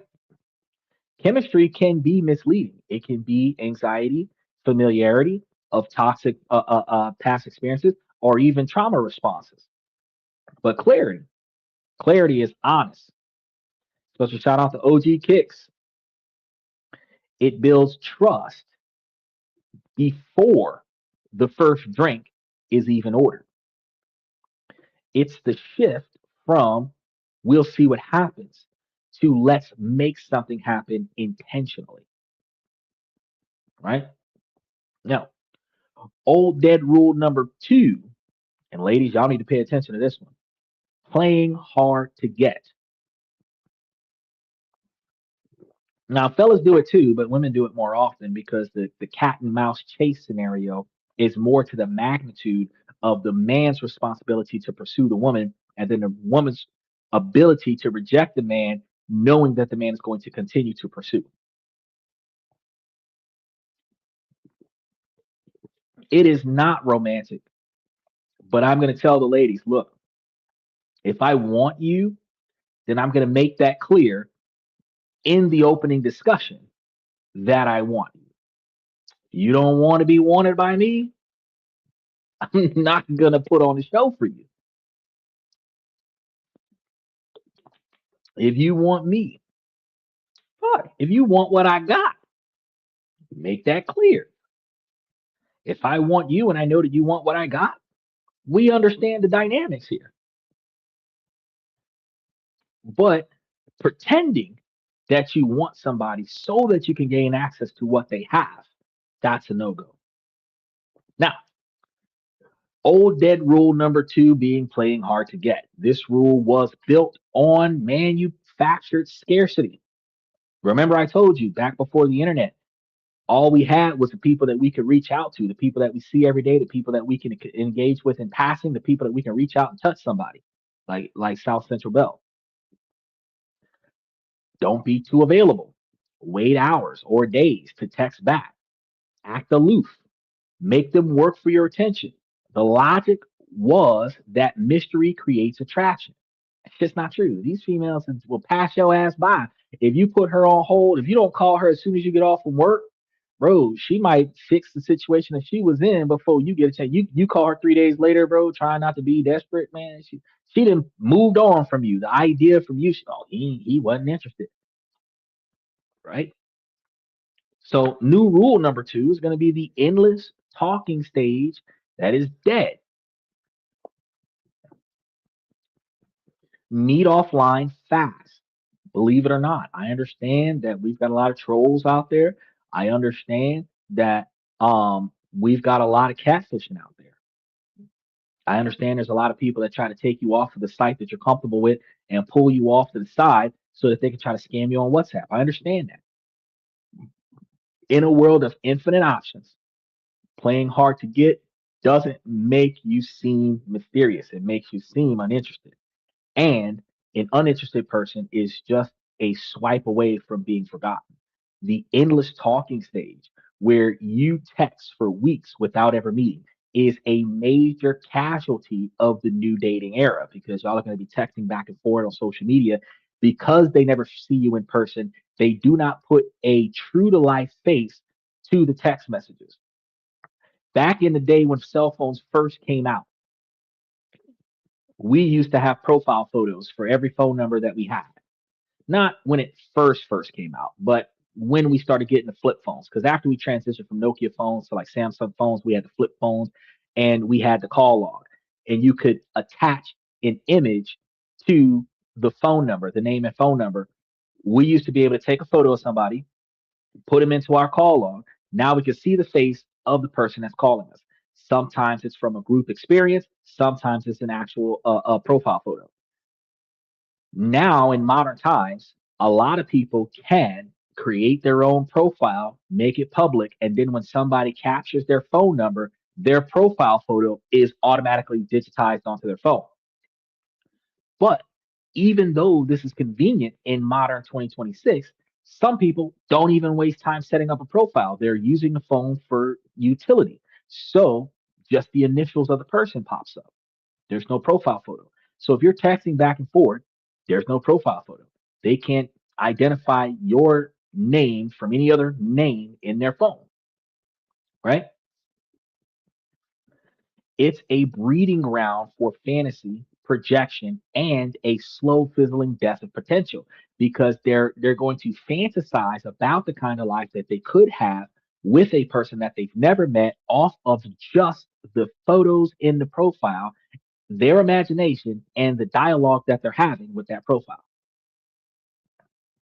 The new rule is to move from digital to in person as quickly as your comfort and safety allow.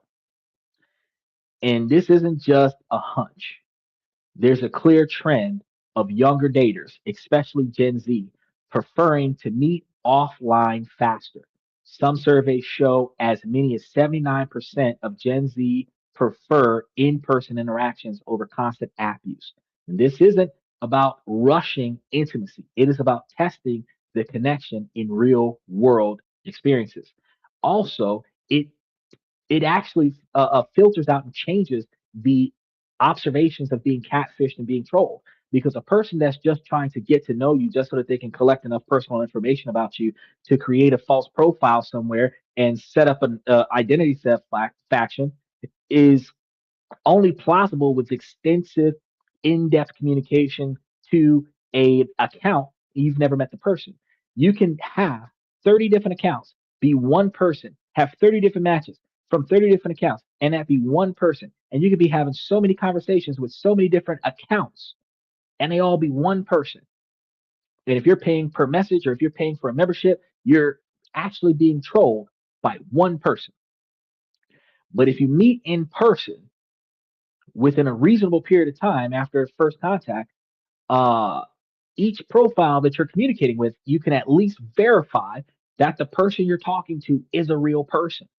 So for the women that are uncomfortable with meeting a guy after the first like 10 text messages, look, he needs to know that you're, first of all, of age, second of all, real person, right? And you would think that'd be the other way around, but no, I don't give a shit if you're a real person if you're not old enough to be on this platform, right? But a person who is genuinely interested is going to want to meet you just as much as you want to meet them. They won't hide behind a screen for weeks.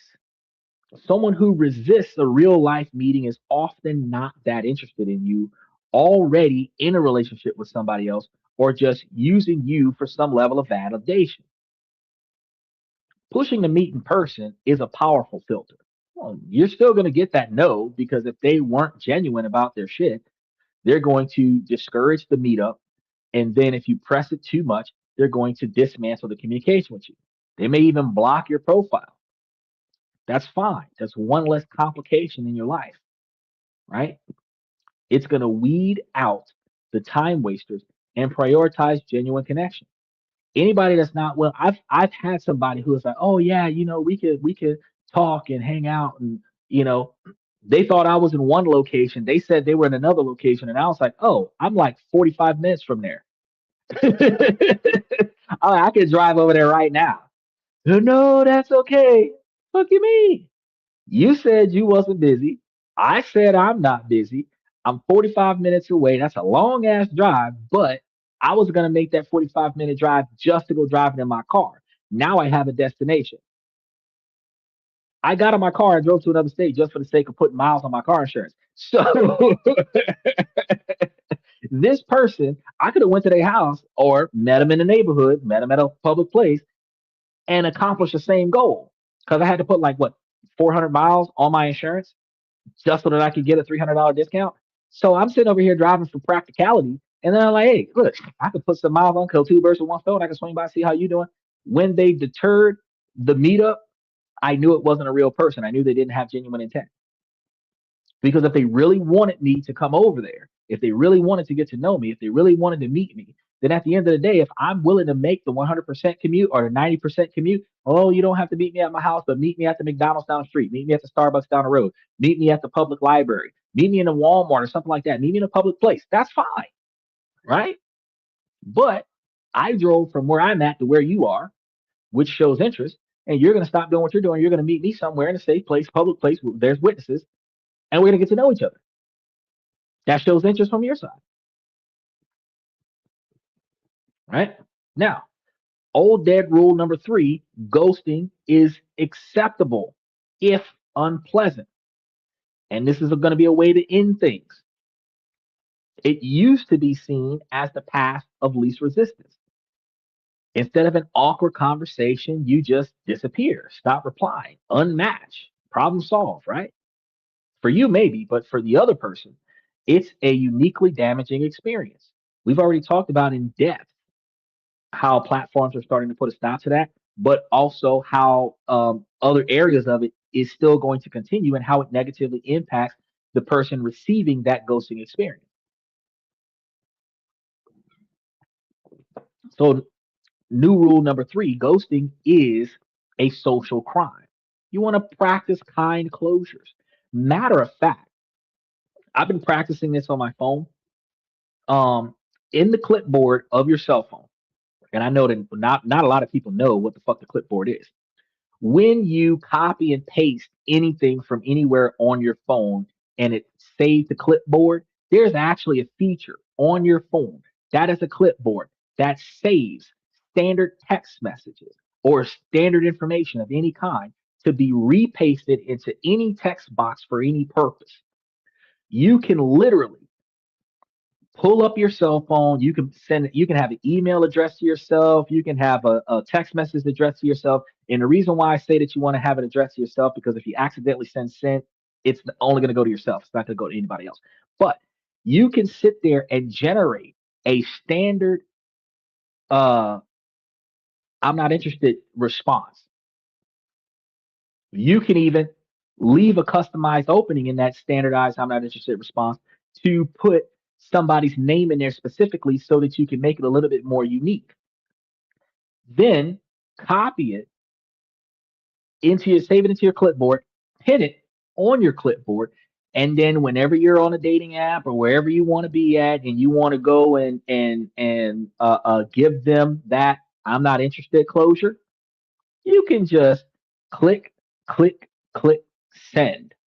And those three clicks are opening up the text box, clicking the text box, clicking the clipboard, send. That easy.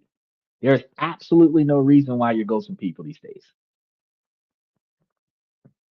If you're going to go through the motions of putting their name in there, then you might have to click on the text box, click the message, go to the area where you insert name here, and then type their name in and then hit send. But that's about it. That's like going above and beyond. But in 2026, ghosting carries a heavy social stigma. It is seen as immature, cowardly, and a sign of low emotional integrity. This isn't just about being nice, it is about recognizing the psychological impact that you have on somebody else. Neuroscience research suggests that being ghosted can activate the same brain regions as a physical pain, leaving the person on the receiving end in a state of confusion and ambiguous loss. Your brain craves a story to make sense of the end.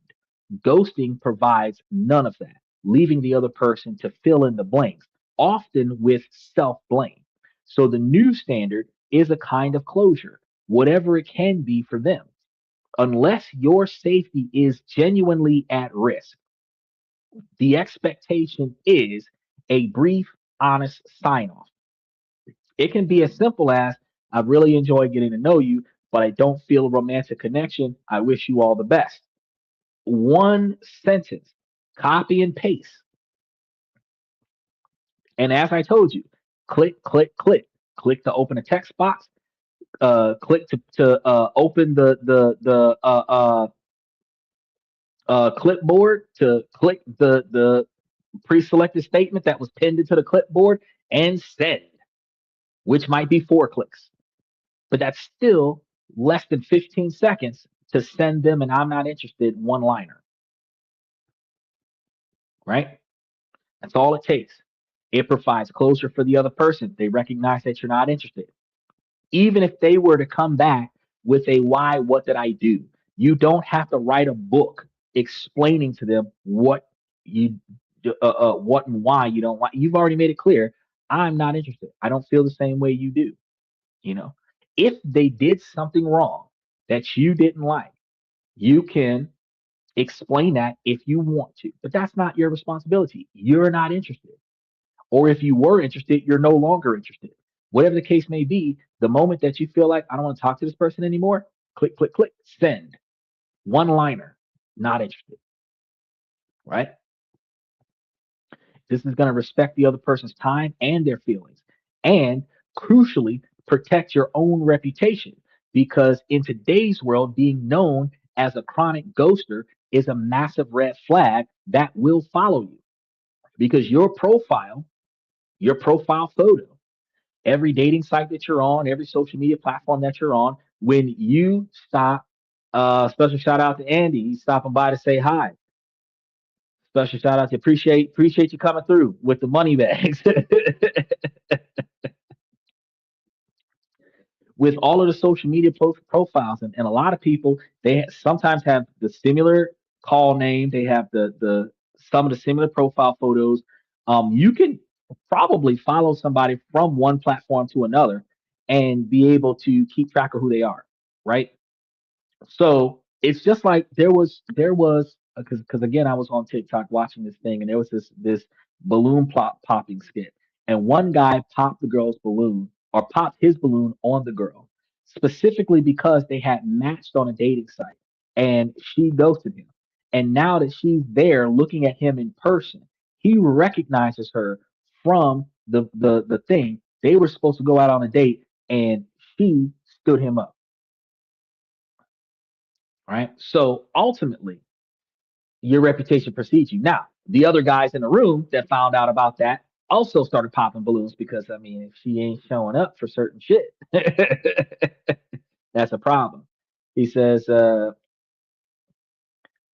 Palantir took a jump finally. Well, yeah, of course the plastic's going to take a jump. It's going to the plastic stock is going to go up, but it was going to take time because Donald Trump in 2025 had made it clear that the government was switching over to plastic. Now, with the government switching over to plastic, whatever contracts that existed with whatever resources they already had, because they weren't going to dispose of anything that they bought in bulk. But when they had to start replenishing, and then you also have to remember that they had gotten rid of a lot of their Department of Education, so they lost like 250,000 employees, which saved the money on resources. Once they ran out of whatever paper products that they already had, then they were going to start buying in bulk the plastic products. Once they start buying in bulk the plastic products, that's when you start seeing plastic stock go up. And then all of the companies that are next to them that are going to follow the trend of plastic products, when government agents start coming to their stores and start buying stuff, the plastic products is going to go up. Oh, you're saying Planetar for the tech stock. I could have sworn that that was one of the names for one of the plastic stocks that I was talking to you guys about before. My mistake. Tech stock is going to have a small increase over time. You might consider it a massive jump, 5 or 10%, but you have to recognize that tech is not okay. So tech is stabilizing now. The original massive jumps that were happening with tech was because it was a new commodity that was supposed to be getting pushed by Donald Trump and the United States government with Elon Musk. Once the big beautiful bill came out last year, it stopped the push for tech, which is also what negatively impacted Bitcoin. Then you're looking at the stabilization of it, where it's not dying down, it's just becoming more normal. So the hype is no longer there. While it is still a stable thing to invest in, it is not like a big boom scenario like bottled water. Okay. It said Dell jumped 100. I mean, it could jump $100. It could jump 100%. But again, so these are growth stocks that you're referring to. Let's start there. And when a growth stock does make a change, people get excited by that change. And the reason why they get excited by that change is because as long as you're holding that growth stock while it is up $100, or if it goes up 100%, where you bought into it for $1,000 and it went up 100%, now it's at $2,000, and you're like, woo! Like when Amazon went from 1,000 to 1,500, but then after that, it hasn't gone up an extra $500 every year. It went up from 1,000 to 500, and now it's been kind of around the 1,500 to $2,000 range for the longest period of time. So when if it jumps a little bit, people get excited. But the problem is that that jump is not a consistent climb. And if it dips before you sell, then the constant trend is going to be a flat line with a few fluctuations in it that made you excited. But then if you held on to it and it dipped back down, you're like, it went up 100, but it went down 125. And you still own it at the negative 125. So it lost 25 in comparison to when you bought it. Right. So that's one of the things that you have to think about it. He said, I'm making observations, not selling for silver just yet.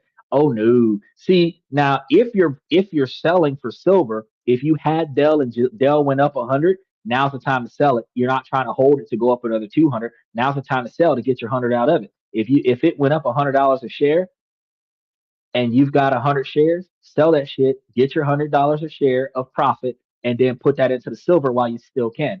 Because if silver goes up another 10 or $15 before the war ends, if it goes up another 10 or another 20 or 25, $30 before the war ends, and you've bought into all of that silver where you've been buying silver since before December, went back when it was like $50 a share.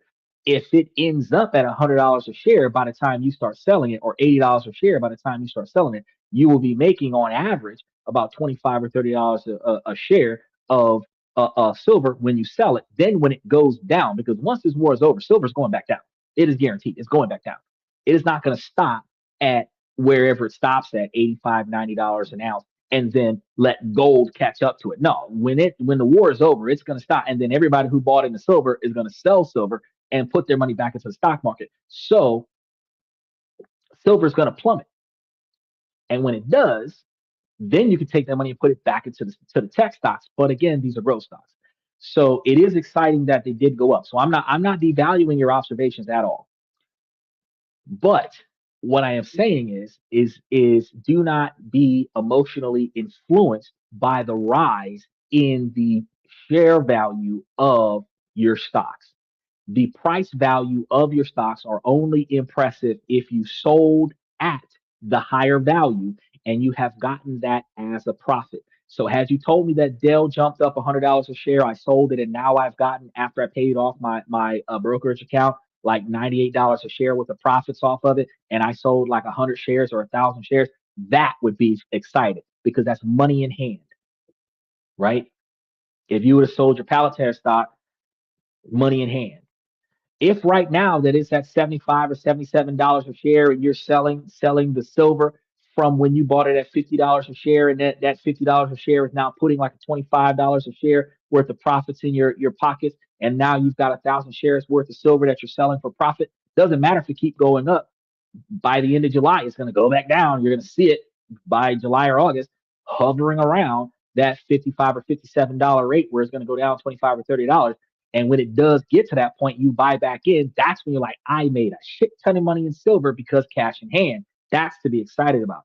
But while it's fantastic, I'm not objective to it talking about how things go up in value. It is the price that it costs to buy the stock that went up in value, not how much money you have that went up in value. So I tell people, don't let that price increase change your position. Unless that's what you're selling for, it going up doesn't matter to you. And that's another reason why I encourage people to go for the dividends, because I mean, at the end of the day, it doesn't matter if it goes up or goes down. Whatever they're paying you every month, that's how much they're paying you. So if I bought 100 stocks of something, or 100 shares of a stock that's paying me like $1 a share, that's when I got a lot of money, because I'm like, nah, as long as I hold these stocks, I'm getting a few $100,000. If it's like 10 cents a share and I buy 1,000 shares, I might have $100 a share coming back to me, or $100 worth of money coming back to me, right? So it's all about um where do you want your stopping point to be, so that you can sell high, and then you're gonna, I guess, wait until after it goes down and then buy in low. Michael says silver was $20 an ounce last year. Today it's $75.10 per ounce. Well, maybe this time last year it might have been $20 an ounce, but Michael, in December it was between 50 and $53 an ounce. When silver was 55, between 45 and $55 an ounce. Not 55, but 4,500, between 4,500 and $5,300 an ounce in December, because silver was 10% of gold in December. So within the last 6 months, it went from a little over $50 an ounce for silver to now $77, $75 an ounce. But when you and I were talking about this a day or two ago, it was $77 an ounce. So it went down $2. But you do have a good memory, like a 12 months ago, that it was $20 an ounce. But that proves my point, that if you're holding it and you don't sell it at the right time, you're not going to get yours. He said, in my opinion, it's leveling off at $78 per ounce. Well, if that's the case, then that might actually be the good stopping point to sell. Once it hits 78 an ounce, you sell it. Even if it makes it to 80, you sell it. Because if it's going up when you sell, it's guaranteed to sell for or more than what you're selling it as. If you hit the peak and you sell and it's on its way down, you might put up the bid at 78 and it might sell at 75. So that might be a good stopping point. Guy said, I'm hitting you up for info. No disagree. No, no, no, no, no, no, no. We're sharing info. We're sharing info. There's no reason for a disagreement. I have no problems with you putting up some information about tech stocks and gold and silver and platinum, uranium stocks, or anything to that effect. Any kind of growth stock that you want to throw up there, then by all means, we can talk about the growth stock. I don't do research on 100% of the NASDAQ or the S&P 500 or the Dow or anything to that effect. But the reasonably valuable stocks, um, um, that's going to be what I talk to you guys about the most, because those are going to be the ones that put the most money in your pocket most of the time. No, I agree with you on that. He said no disagreement. I agree with you on that. It's just, you know, when you I just give you guys that mindset because it's emotional investing. When you think to yourself, Dell went up $100, I'm gonna buy more Dell. No, fuck that shit. Dell might have went up $100, but why did it go up $100? If it went up $100 because the tech that's being used for conflict, well, in that case, it might go back down. If it went up $100, because you got to think, if you remember, Dell was a phone company. No, Dell was a computer.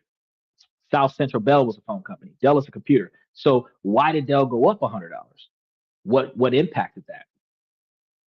You know, and once you when you rationalize what economic change caused that increase, just like when Stephen asked me about CarMax, and I gave him the rundown about how the economy is slowing down with buying new cars, buying used cars and stuff to that effect based on inflation, the conflicts with the war causing extra gas prices and natural resources costing more money. The issue is that if it is not consistent, if it is not going to be a consistent situation, then that particular upswing might be a downturn. So a sudden windfall might still be a downturn. Government contracts. So they contracted Dell, and okay, now I remember who this guy is. So this one over here. These are the people that replaced uh, the AI that was self-automating for the military contracts. These guys took their place, and that we were talking about them when we were talking about Nvidia providing the superconductor chips, the semiconductor chips to the company. The company lost their position because they did not want their automated systems controlling military equipment, where it could just launch missiles because it thought that it was relevant, and the military dropped them. And then they picked up this other company, and then that company is now, I guess, partnered with Dell, and now they're getting a bunch of stuff. It all started coming back to me now. It all started coming back to me now. Because that was like a $200 million contract that they had picked up. So that stock is going to jump right now because they're going to war. So that's what I'm telling you. So it's a government contract, but it's a government contract with the Pentagon. They're using the product more because they're going to war. Now, the problem with that is that because that stock is impacted by military use overseas, when they bring the troops back, that stock is going to go back down. That's what I was talking about. That's why I said don't get impressed by the fact that it went up. Get impressed by why it went up. He said, what's the driving force with Delhi? I think you're talking about the Dell computer. The driving force it's going to be the software that the military is utilizing for its drones and other missiles and tactical electronics that they have. And since they're using that stuff in real time right now, there's going to be a higher because they're either creating more AI backed and technologically backed weapons, or they're utilizing those AI backed technologically backed weapons, which requires an increase of production for those AI backed technological backed weapons, which is going to cause more profits for that particular company. So right now, if you bought into it before the war, you're making a lot of money. And right now, if you're buying into it, you're buying high. And that's my concern. You're buying high because it is only at that price because of the war. When the war is over, if you bought it with that $100 a share increase, when the war is over, it may take $100 share dip because they're no longer using that much equipment, which will then cause you to lose $100 a share. So if you bought 1,000 shares at $100 a share, you'd be losing $100,000 once the war is over. That's my concern. He said those flock cameras with facial recognition. Oh, oh, oh. So that's going to be one of the ones that's going to be analyzing your target and um the guidance missiles and all of that other stuff. That's going to be that's being widely used right now. Yeah, yeah, that's going to be widely used right now. I mean, yeah, with the facial recognition cameras, that's going to be good for the cell phones and the facial recognition for the door locks in the houses for civilian use. But right now in military, facial recognition with military cameras, oh yeah, they're having the AI look for a target, recognizing the target, and launching missiles at that target. where it's guided missiles. Yeah, buy more, ride the wave. No, do not ride the wave. That is bad advice, Michael. That is bad advice. You are supposed to be ahead of the wave, because if you ride the wave at the top of the wave, you will be on the downturn of the wave. At the If you're buying, because you got to understand, if it was $100 a share and you bought into it $100 a share, then you're riding a wave where it must go up some more in order for you to benefit from it. Let's say that they resolve the conflict in the next 3 weeks. You've been buying in at $200 a share, and it's standard at $100 a share, and then the price goes down. Even if it went up $20 or $30 a share while you were holding it, the war stops you still holding it, and then it goes back down $100. It would be $25 more than what it was before the war started, but it'll be $75 less than what it was when you bought into it, which means you'll be taking a loss. You don't want to ride a wave, bro, because when you're riding a wave, when you're ahead of the wave, or not ahead of the wave, but under the wave, riding the wave, you are beneath. You have passed the peak, and you're on its downturn. That's not where you want to be at. That's the highest probability of loss. He said car tags and cars. Yeah, yeah, yeah, yeah, yeah. So they've got all kinds of equipment out there that if you don't do it right, you can get got. But they got like shield your license plate covers and stuff to that effect that literally works to protect your vehicles from having the cars drive by and take pictures of your tag and stuff like that. So if your car is parked in a driveway, your license plate is covered. I encourage, at least at your house, not while you're driving on the road, not while you're in public parking spaces, because if you park your car in public parking spaces and you block your license plate, they can potentially tow the vehicle. But if you're at least at your house, in your yard, in front of your house, in front of your yard, in a designated parking space for your vehicle, I would at all times possible block that license plate, because when Google passes by, they take a picture of that shit, and it is not guaranteed that your vehicle and its license plate will not be on Google Map or Google World for everybody around the world to see. And they can run that plate and find out who owns that car. So yeah, I would shield my vehicle from shit like that. People must die for you to profit. Yes, and I love it. The Dow at 51,000 seems like it's been pumped up artificially. Yes, because most of the things that are impacted by the Dow is military conflict, and everybody who's excited by the price going up is buying into it. The mentality of your excitement that certain things finally started going up in value, and the misguided observation that Michael had of let's ride the wave, those two coming together with one person making an emotional decision of saying, hey, wow, things are good, let me continue to buy in. That is the reverse of what I tell you guys on a regular basis, is that when it is going down, because what goes down must go up, you buy in. When it is going back up, you will benefit from the increase.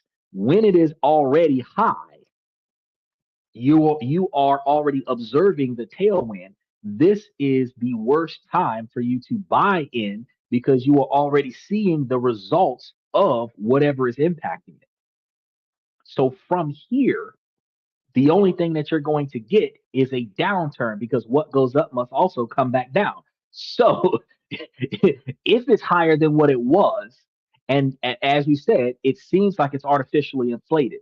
If it is higher than what it normally would be due to external sources outside of the United States that is impacting the market, it is artificially inflated, which means that it's going to tank once that artificial influence stops.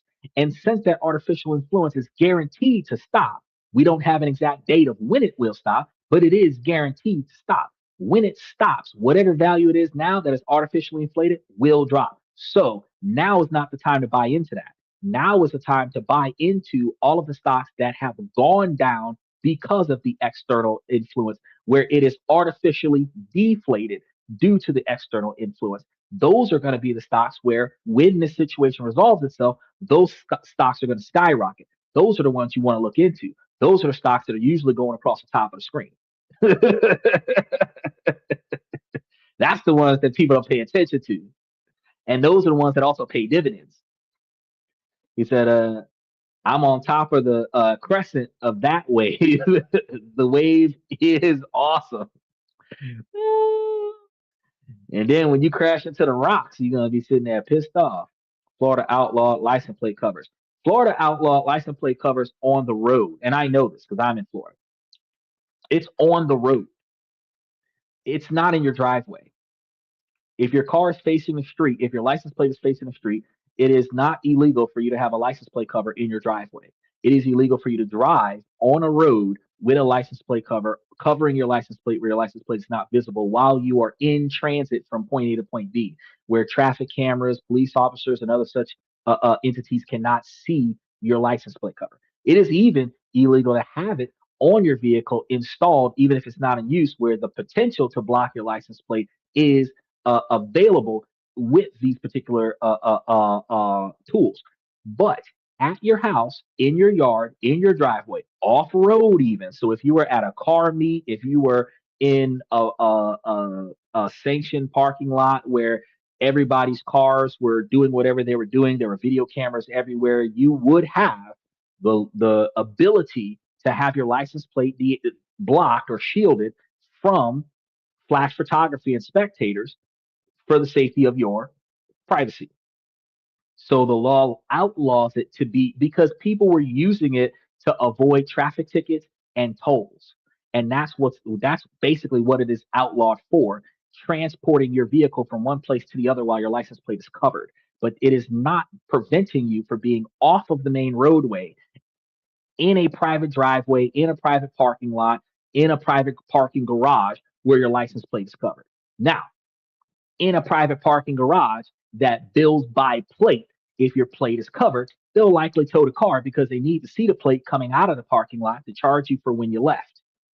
So you got to pick and choose when you do it. But what I'm offering is, or not offering, I'm recommending is that at your house, if your car's license plate is facing the street, cover it up. That's what I'm saying. And then before you back out of the driveway, uncover that motherfucker. That's what I'm saying. That way you don't got no problems. He said emotions get involved. Yes, that's true. He said, I know that the silver quarters I got back in 1974 are worth $17.04 a dollar. Okay, but you're saying that from 1974 to 2026, you had to hold on to or find coins that are like almost 100 years old. It took almost 100 years for these coins to be worth way more than their numerical value. So since you got, and this is what collectors do, collectors collect old shit because old shit tend to be worth more than what it was when it was originally created. And then if you can sell it to the right person, old shit can turn you a profit. But if you have a quarter, Michael, that is worth $17, if you had 100 quarters, that would be worth $1,700, right? And you die before you sold them. You would have effectively died not with $1,700 worth of quarters.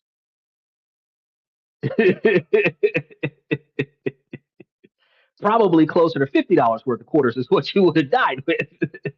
Because the monetary value of those quarters is what's mattered until they're sold for higher. On paper, it is appreciated value, but in practicality, its usage value is still a quarter until you sell it for something more. Good evening from 239 West Coast, Florida. Uh 813 Tampa Bay. So if somebody want to throw up Duval, if somebody want to throw up Miami, if somebody want to Dade County, just throw the Jacksonville, the armpit of Florida. If y'all want to start throwing up some different locations. Special shout out to Nicole from Detroit, Michigan. If y'all start throwing up some cities and states. Ah, Now back to our main dating time. Man, we're only 20% in, and we got 2 hours in there. We might have another 2 hours left. Look, I told you I'm from there. This where I'm at right now. We stationed this podcast comes straight out of Florida.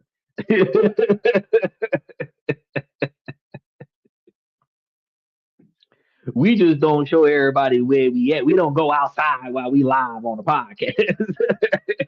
Because I have motherfuckers coming knocking up on the door, like, hey, put me on the live. No, that's not right. No, that's not right. So old dead rule number 4. Let's get into this one.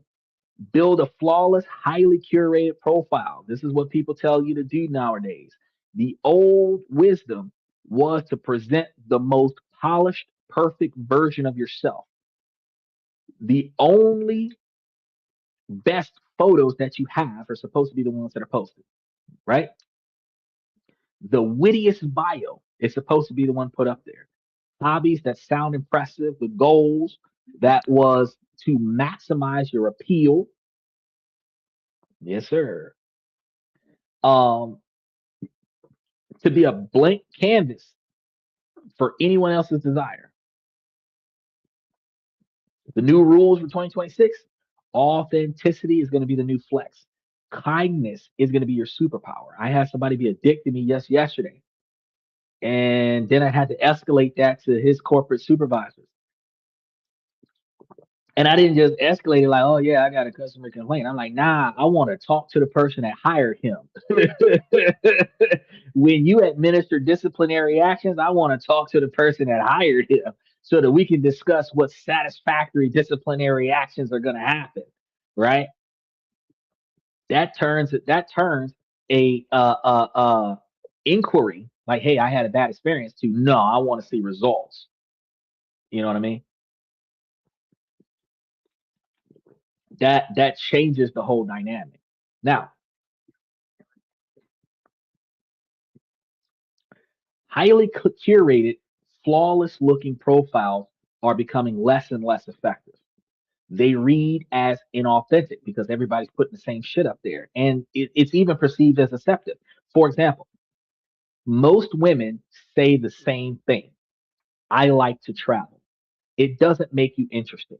It makes you seem like a gold digger because if you are not in multiple different countries, which emphasizes the fact that you actually do travel, saying that you like to travel and the most you do is go to downtown and go stop at the casino, girls' night out kind of shit, or ladies' night at the club on Wednesday night. If that's all you doing, that's not liking to travel. You wish you could travel. Your ass can't afford to travel. So what a lot of women will say is what they wish their life was like so that the man that wants to attract that girl can give her at no expense to her what she wish she could have in life so that he can get her and she can get the lifestyle that she wants, which is a relationship out of convenience because when he can no longer afford what she wish she could have, she is no longer going to be interested in the man that she's got because she's only with him because of what he's providing to her. So when you say that you like to travel,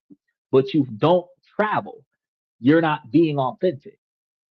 You wish you could travel. It might be a life goal to travel after you retire. You might be saving so that you can travel. You might have 5 places that you want to go over the next 10 years, and you're putting a budget aside to save to travel. That is authentic. Okay. But just broad spectrum, I like to travel. No. When you say I like to shop, you're advertising that you're a gold digger because even though you might actually do spend a lot of money on yourself, at the end of the day, a man that's trying to build generational wealth is not going to be okay with a woman that likes to spend all of the money that the man makes. But if you like to find quality in the things that you buy when you shop, you are showing that you're looking for actual durability, actual utility in the things that you purchase, where there's relevance behind the spending, not just the fact that you bought some shit, right? People are tired of meeting up with someone who looks and acts nothing like their profile. You might closely resemble what you look like 10 years ago. And then some of y'all look at, and you might look like that in the face and then don't look like that in the waist. You might have been a size 4 in your photo and you're a size 14 in practicality. Some of y'all only do a shoulders up profile photo because y'all midsection, y'all already know is going to be a deal breaker. Some of y'all will try to show a full profile set and have fanny packs and purses and all of this other stuff covering the midsection because you already know that that midsection is a problem. Funny thing is that women that are proud of that midsection, whether they big or they small, don't got it covered up by a fanny pack or a purse or anything like that. The authentic self. If you big, be proud of being big, right? But if you're not proud of the size that you is, take your behind to the gym and work that down to something that you're proud of, and then be authentic about how big you is. I said that hood wise so that y'all can understand what I'm trying to tell you, right? The new attractor is going to be authenticity coupled with a lot of kindness. So, ladies, y'all got to stop being assholes to the dude that you're not interested in. If he walks up and you are not interested in him when you walk up, just politely tell him that you appreciate his interest in you, but you are not interested in return. For me to say that, was that so hard to hear? He don't have to ask you why, but if he does, you don't need to use that as an excuse to roast him. If he asks you, well, why are you not interested in me? One, you were not the person that I was planning on coming to see today. So I was not expecting to see you today. And after I saw you today, you were not what I was interested in looking at today. And I would appreciate it if you would allow me to continue on my day. That's it. You don't have to shoot him down. Oh, your outfit is raggedy, your shoes is raggedy, your teeth, your hair, you know what I mean? You don't have to insult the guy to make him leave. You can even without even explaining like when I left my house today, I wasn't planning on meeting somebody. And while I understand that you saw me and you wanted to start a relationship with me or get to know me or whatever the case may be, I have not put that type of personal activity into my personal life. And at this time, I have no interest in putting those types of activities in my personal life. It's not even about him. You're still rejecting him without making it about how he's dressed, whether his breast stinks or not, what kind of shoes he's got, whether he walked up or drove up. At the end of the day, you was on a mission to go accomplish something today. He came out of nowhere. That's not what you was expecting. You appreciate the offer. You're kindly rejecting it. You had something you wanted to do. That's what you're going to do. And there is no room in your life right now for what he's trying to accomplish. That's it. Right? Now, if that changes, it's not going to change because he drive past you with an expensive car. It's going to change because you accomplish enough stuff to make enough free time in your life where now you have free time to entertain that kind of stuff. So if you came across that same person down the line, you might meet up with that person still looking the same way he looked before. Like, hey, I finished doing X, Y, and Z, whatever that I was doing when I told you I didn't have no free time. And now that I have some time, if you're still interested, would you like to connect and da da da da da? By respectfully rejecting a person, you actually leave the door open for you to circle back and see what's up. But by respectfully rejecting a person, you don't devalue yourself in society because when other people talk about how bad you treat people when people approach you, people are going to stop approaching you. Then you're going to wonder why nobody approaches you. But you want people to approach you. So since you want people to approach you, your rejection of those people must be polite and respectful. Okay. So in addition to that, when you're dealing with your profile, this is going to mean that you're going to be using photos that actually look exactly like you, photos that were taken this week, photos that were taken this month. If your best photo of you happened 5 years ago and you haven't been able to take a good photo since, while you might use that photo as a stock photo of yourself, you're going to have to get yourself put back into that same condition so that you can take a more recent photo of that. Matter of fact, you might think it's tacky, but a timestamp photo actually is a lot more authentic than a photo with no timestamp on it. Because a timestamp photo with this month's date on it with this year's date on it shows that that photo was taken in the last 3 weeks. And if you have a profile where you're updating your photo once a month or once every 3 months, if I looked at your photo 6 months ago, the dates have changed on your photos because those photos just came out within the last 3 weeks every time I come to your profile, right? That's maintenance in your accounts if you're really authentic about trying to find somebody. Writing a bio that reflects your real personality, right? And then being honest about who you are. If you're an asshole, probably want to put that into your profile. But the even bigger shift is going to be the rise of kindness as a primary attractive trait, specifically because guys are tired of being treated like shit and then expected to pursue. In a dating world that often feels harsh, genuinely uh, experiencing even mild levels of decency stands out a lot. This isn't being a people pleaser. I'm not saying kiss people's ass. I'm saying show them the same respect that your server showed you when you sat down. It's about fundamental respect and empathy. It's the person who texts clearly, suggest not one word text messages, not 2 word sentences, clear and concise information. Suggest a thoughtful date. Listen attentively, not waiting for your chance to jump in. And if it's not a match, end things with respect as soon as you recognize that you're not good with this one. Doesn't matter how they feel. If this ain't what you want, you need to make sure that you're out now, not linger in it because they're about to take you on a yacht trip or they're about to take you on another R. Kelly concert. You want to make sure that you're only in this because you want to be in this with this person, not because you want to be in the event that this person is paying for, right?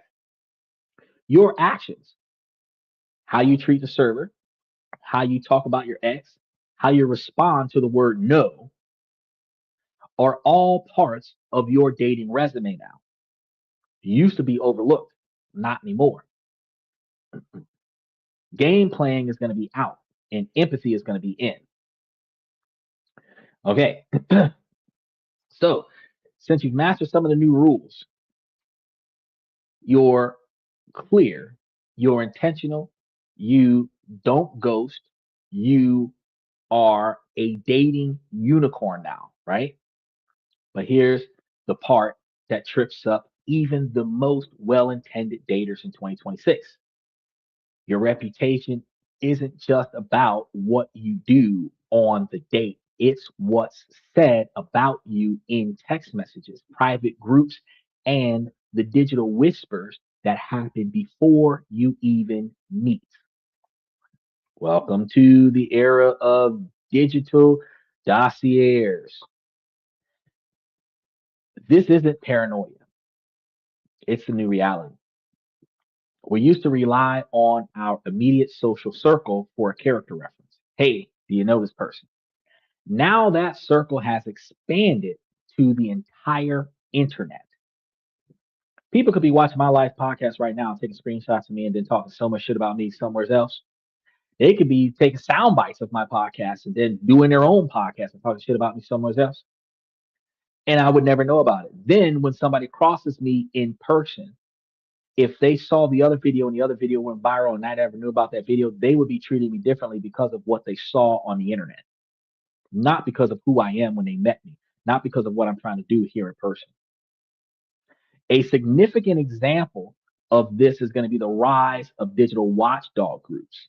Now, you've probably heard of them with the names like Are We Dating the Same Guy? Initially created as a private Facebook group for women to warn each other about genuinely dangerous individuals. Their scope has often broadened to troll and find out if the guy that the girl is currently dating right now is currently in a relationship with other women.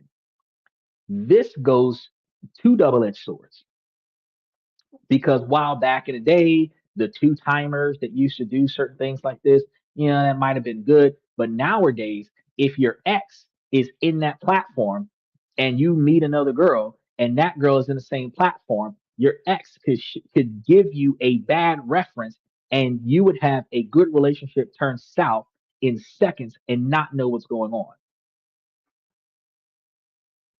These spaces, with tens of thousands of members in a single city, have become vast, crowdsourced databases of dating experiences. A person can post a man's photo and dating profile, and within minutes get a flood of comments from others who have matched or dated him. These groups are a direct response to the dating culture where many have felt unsafe. However, they are also creating a huge reputation risk because a rude comment or a simple miscommunication can be screenshotted and posted, painting a picture of you that you have no control over, setting you up in a situation that devalues and degrades your integrity where it was simply a misunderstanding. Your digital footprint is no longer just your social media. It is a mosaic of everyone else's experience with you and how quickly those experiences can collaborate in a consolidated area and become a profile of who you are to everybody that you interact with.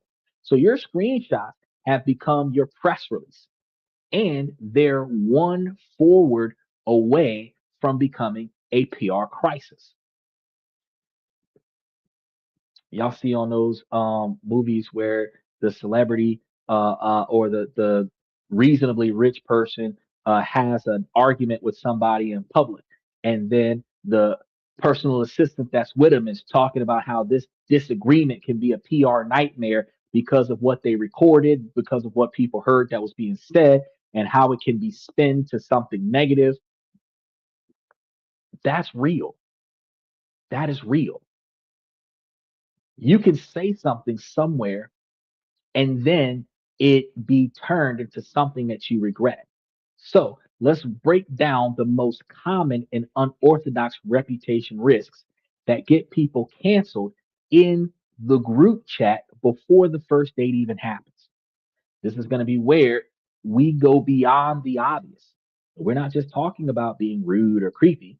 These are the modern day dating sins that can sabotage your reputation without you even realizing it. The sin of the audience hopper. This is going to be the first one. Inconsistent personas. You behave like one way on one profile and then you behave like another way in another profile. You are in the in crowd in one social group and then you behave completely different to be in the in crowd in another social group, like a social chameleon. The risk here is going to be that you are the super professional on LinkedIn.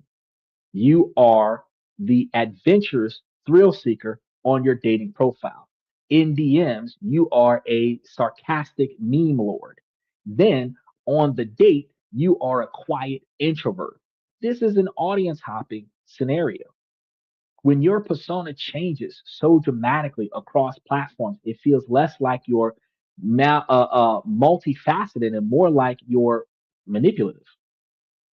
So when people compare notes, and they do, this inconsistency reads as a massive red flag. It makes them wonder, who are you really? And why are you trying so hard to hide who you really are? The repair strategy is going to be to anchor your identity. You don't have to be one dimensional, but you do need to be congruent. Anchor yourself in three core authentic traits. For example, calm, curious, and humorous. I would be that of massive knowledge, um, mentor style behavior, and highly assertive. That behavior is effective on this podcast, and it will be widely expected to be exactly the same way in reality, right? So if you let those traits be the thorough line across all of your interactions, if you find yourself shifting personas, you ask yourself, why are you shifting? Are you trying too hard to impress somebody? Are you afraid the real you isn't enough? The fix isn't to be less of yourself, but to be more consistently yourself. Even if yourself might be something that a lot of people aren't okay with, if that is the you that you most resonate with, and you personally would not change that in the confines of your own home, that is the you that you are supposed to be 24/7. Because if the guy is going to get with you, or if the girl is going to get with you in the street, and the way that you behave at the house is not the way that you behave in the street, you are putting on a facade. If the way that you behave online is not the way that you behave in person, you're putting on a facade. Okay. Authenticity is going to build trust a whole lot easier than anything else. Performance is going to build suspicion, especially when you forget to perform or you're too tired to perform. The second sin is going to be the sin of emotional credit card, not actual credit cards, not monetary credit cards, just emotional credit cards. And y'all make sure that y'all like and subscribe as y'all coming through here tonight. Mash those reaction buttons. Early oversharing and future faking is going to be the issue here. The risk is that this is going to be a two-sided coin. On the one side, you have early trauma dumping, treating a first date like a therapy session. On the other side, you have future faking, talking about our future kids on day two, or planning a trip after a week of texting. Both behaviors are like swiping an emotional credit card. You're borrowing a level of intimacy you haven't earned yet. When you innovatively can't sustain that intensity, the other person feels scammed and left with the emotional debt. The repair strategy here is going to be to stay in the present, earn your intimacy, keep early conversations focused on the present and whatever the near future holds for the two of you. So you can see yourself making future plans for the next 2 weeks. You might even see yourself making future plans for the next month, but you can't make future plans for 6 months from now. You can even guarantee you're going to be alive in the next 6 months. You can't make future plans for next year. You don't know where the fuck you're going to be at next year. If you're lucky, you're going to be in the same place that you were last year. But if you were aiming for improvement and changes are going to be made, then you might be in a different place next year than where you was this year, which is a different place this year than where you was last year, which might be a different place than where you was 2 years ago. So you want to keep it current. Their stories and passions, but you want to keep the stories grounded in reality. Intimacy is going to be built brick by brick, not airlifted in on a helicopter of intense confusions. So you don't want to airlift in a lot of emotional intensity on a massive helicopter. That's not going to be good for the relationship. If you catch yourself getting carried away on it, though, you want to say something like, I know I get enthusiastic, but I'm really enjoying just getting to know you right now. This shows self awareness and recalibrates expectations to a healthier level, right? The third sin is going to be the sin of treating dates as content. The secret story poster. The risk you're on a date, the person says something slightly awkward. Your first instinct is to subtly take a photo of your drink and post it to your closest friend's story with a snarky caption. You are treating another human's vulnerability as your personal content farm. And a lot of y'all are doing that right now on social media. You'll screenshot what somebody says and does, and then you'll soundbite that shit. This is a profound violation of trust. The fear of being someone's next viral TikTok is going to be real right now. If a word gets out that you do this, you'll be branded as untrustworthy and cruel in social interactions. No one wants to date the person who might be live tweeting the bathroom break, like Quagmire. The repair strategy here is going to be to put the phone away and be present. And this is very simple, but a lot of people it's going to be very hard. So, you guys might not feel like that is the easiest thing to do, but technically it is. When you're on a date, you are with a real person, not an audience. The only story that matters is the one unfolding between the two of you, which reminds me of my homeboy. He went out with a date with a chick and she was live streaming on Instagram the whole time. That was hilarious. And because he's supposed to be a live streamer too. So he got offended and didn't go out on a second date with the girl because she spent more time talking to her following on her live stream than talking to him on the date. I'm going to be honest with you. I would not have gone live on the date. I would actually go live regularly at a regular set time or something close to the regularly set time. And I would make sure that my date ends before that live stream starts or after that live stream is over. And if she questions my availability, then I would be honest about the fact that I do, in fact, live stream certain content at certain times so that she understands my availability and the lack thereof.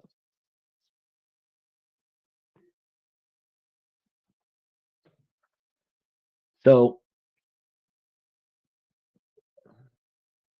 if you need to debrief with friends, you want to do it later and you want to do it with respect. A good rule of thumb is if you wouldn't say it to the face of the person, or for the sake of those women that are really deliberately disrespectful to people that they don't like, if you wouldn't want it said to your face in front of all of your friends, don't post it behind the back of somebody else. Even if you think your account is private, it doesn't mean that it is because a private platform may not be visible to people that are not on your friends list, but the people that are on your friends list has full access to your platform, which means that the stuff that you post that you think, well, it's just going to myself and maybe five people and the other 250,000 people that are linked to your account, and one of them can screenshot what you wrote and then post it for the world to see, where you didn't put it out there for everybody, but somebody else did. Y'all remember I heard it through the grapevine? Y'all remember the rumor mill? If I'm supposed to keep it a secret and I only told it to one person that I trust, and that person was supposed to keep a secret, and they told it to three people that they trusted, and those people were supposed to keep a secret, and they each told it to three people that they trust, and then somebody got it to the town crier, and that person's telling everybody. Now everybody knows I was supposed to keep a secret. You found out from somebody else who found out from somebody else who found out from somebody else who found out from me, where down the line, I was the source of the deliverance of this information originally. The trust is broken. That still impacts you on social media. If you posted it on your page and somebody screenshots it and then reposts it on their page and then it goes viral on their page, even if it didn't go viral on your page, the fact that you posted it is the reason why somebody else got their hands on it. And the fact that it went viral is because you posted it. So you got to not do these things. Now, the fourth sin, we got a lot of this going. We're halfway through, guys. We're halfway through. The fourth sin is going to be the sin of spiritual and moral cosplay, values without receipts. And I'm going to tell you, we got a lot of people that don't get their receipts.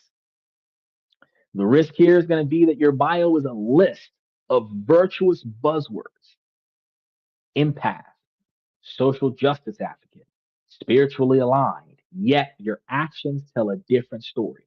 You're rude to service staff or make insensitive jokes.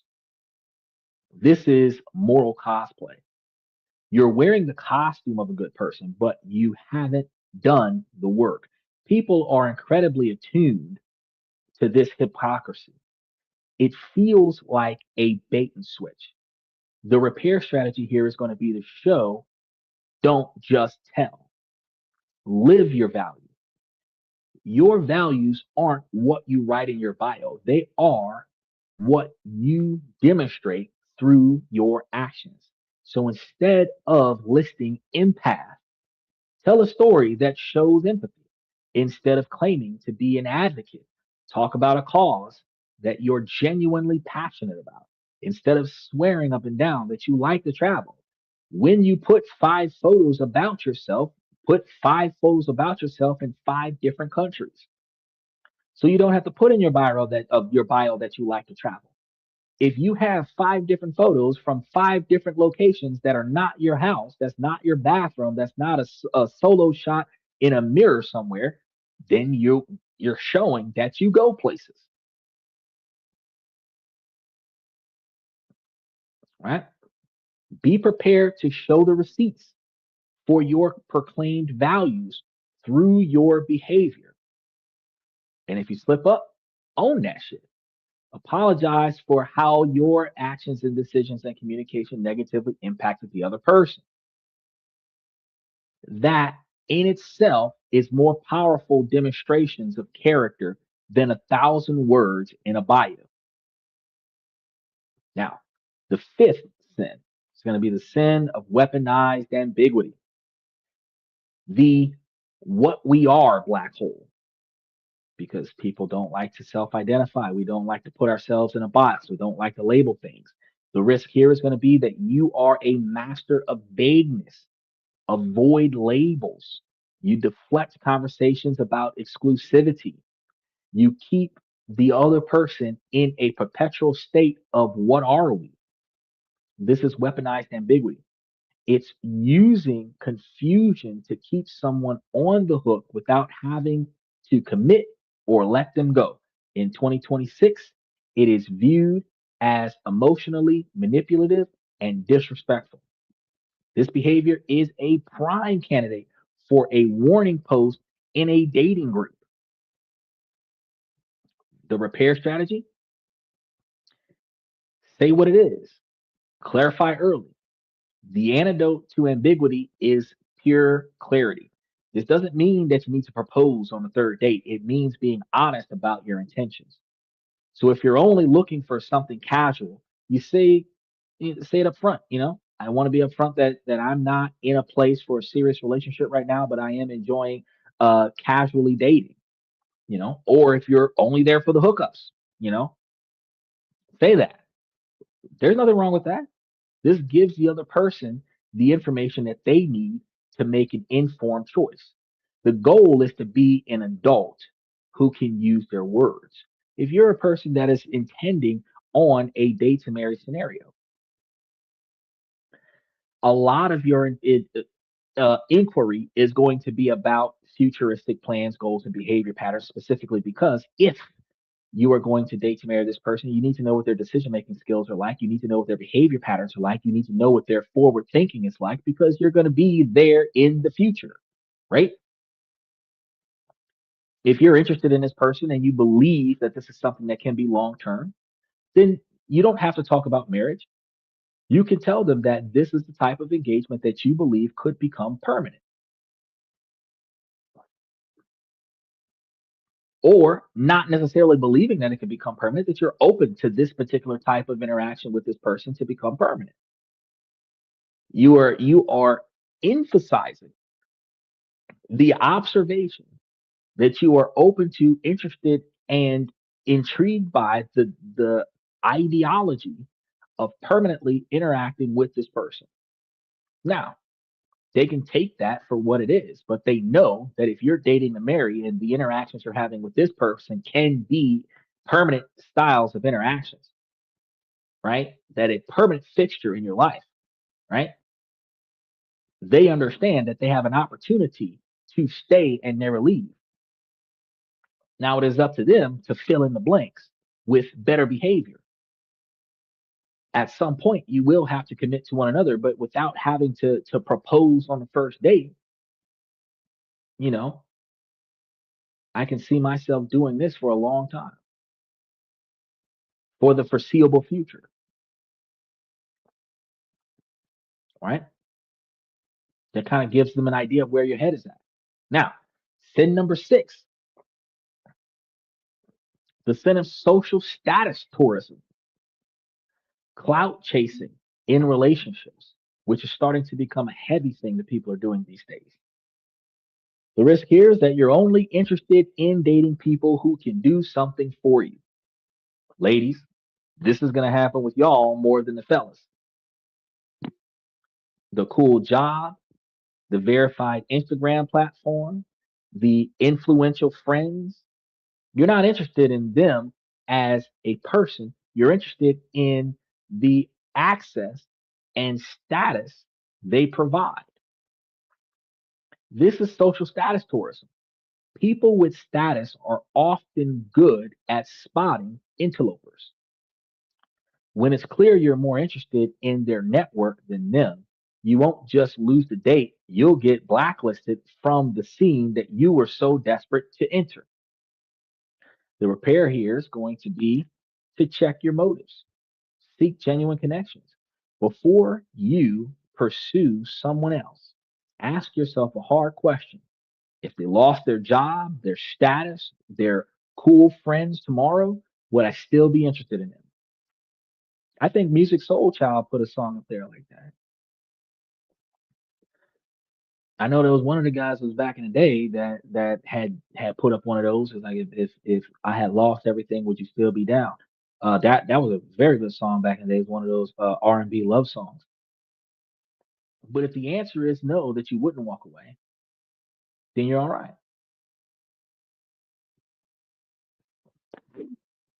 If the answer is no, I wouldn't stay, I would walk away. You want to focus on finding people you are genuinely curious about, whose character you admire, regardless of their social standings.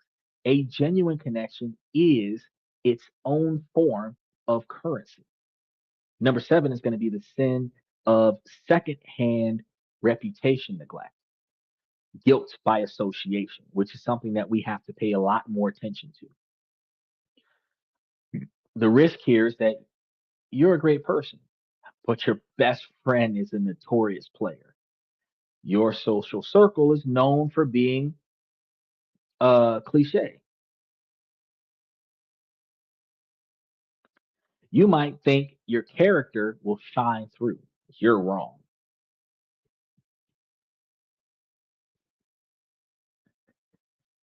In 2026, you are the company that you keep. You've always been that way, but it is more reinforced now than ever. The five people that you're seeing spending the most time with define who you are. So if you got ain't shit people revolved around you, you ain't shit too. If you are wife material and all your friends are hoes, you are the company that you keep, even if you don't behave that way. This secondhand reputation neglect is exactly what you have to try to avoid. So if your friends are awful, the assumption will be that you are, at best, tolerant of awful behavior, and at worst, just as awful yourself. If your friends are excessively promiscuous, then you are, at best, okay with inappropriate promiscuous behavior, or at worst, promiscuous yourself.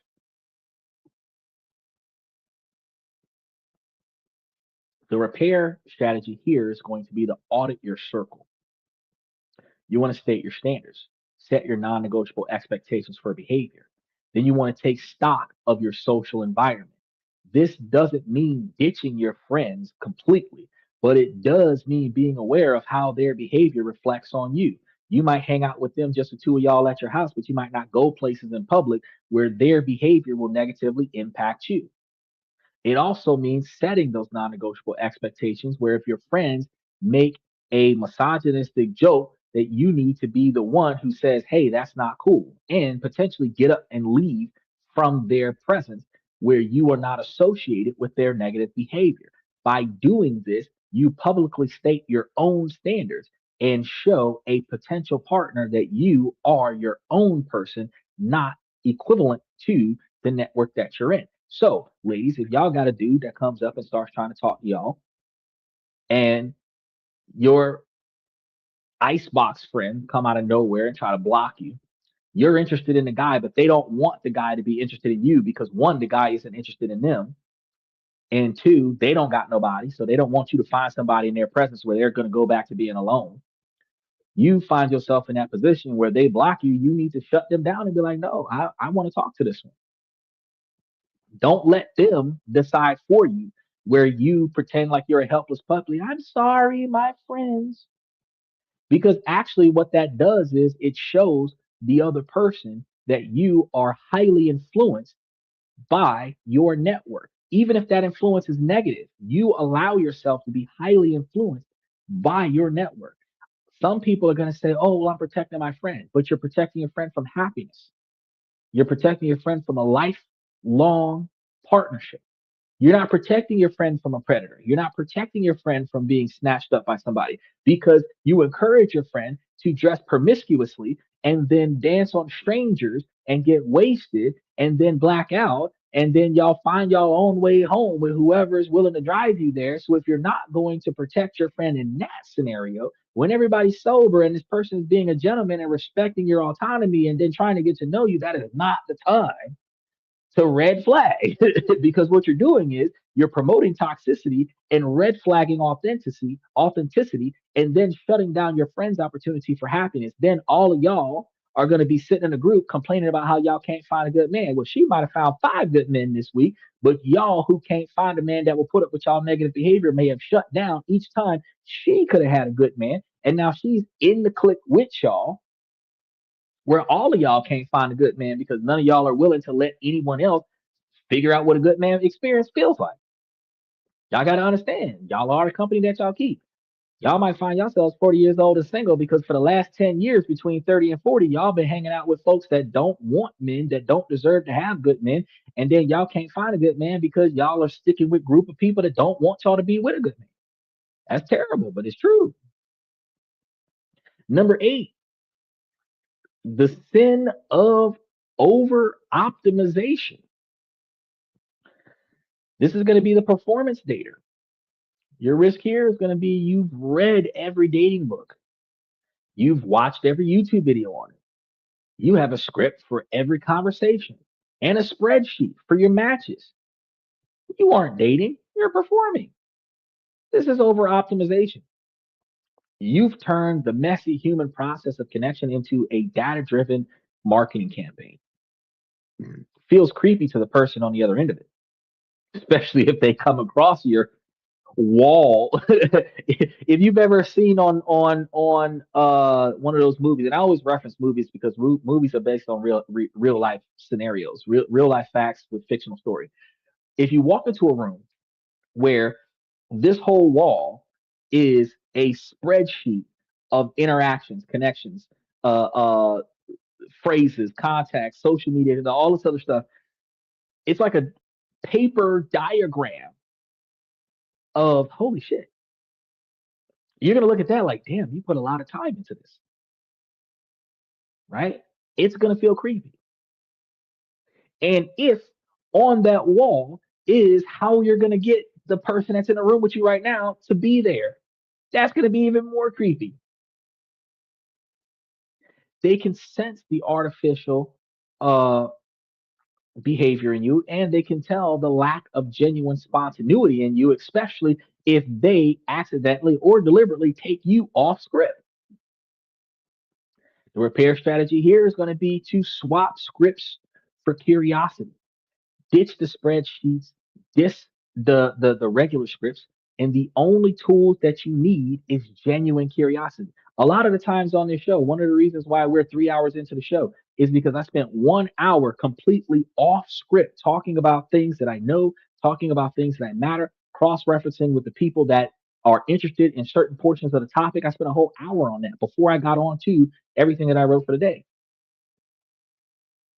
Genuine curiosity, genuine interest in specific topics and specific activities, that is very important and is valued by way more people than the people who value the script. So instead of asking the right questions from a list of questions, ask the questions that actually need to be answered by you. Instead of planning your witty retorts, actually listen to what they have to say. The goal is not to win the date. The goal is not to impress them with your intellect and your intrigue. The goal is for you to provide to them the things that you value and then find out if they portray those things. The goal is going to be to connect. Allow for awkward pauses and messy moments. Not all the time does a date have to have y'all communicating with one another. There can be some awkward silence. There can be some moments where nobody's got shit to say. You're driving and she's looking out the window, right? Y'all could be listening to some music. She can have the ox and she could be DJing the music and y'all could just be right. And then y'all can start up a conversation about her song selection, right? Because sometimes songs do deliver messages. Sometimes songs are just good beats, but sometimes songs do deliver messages. So what isn't said in a verbal conversation between two people can be projected from the music that's playing in the background. That's where the real connections happen. Be a person, not a program. That's going to be one of the biggest things that you got to remember. Now, the ninth one that we're getting into, the ninth sin of dating right now is the sin of the hurt ex, sabotage from the past. The risk here is going to be that your last relationship ended badly and your ex is not over it. Or worse, you're not over it. You may believe that they're out there telling anyone who will listen a version of you and your breakup story where you are the villain. This is the hurt ex sabotage. A single motivated person from your past can do an incredible amount of damage to your dating reputation, especially in tight knit communities or online forums. Their narrative can precede you and color people's perceptions of you. The repair strategy here: close cleanly and let your presence speak for itself. You can't control what your ex says about you. The only thing you can control is your own behavior. So the first step is preventative.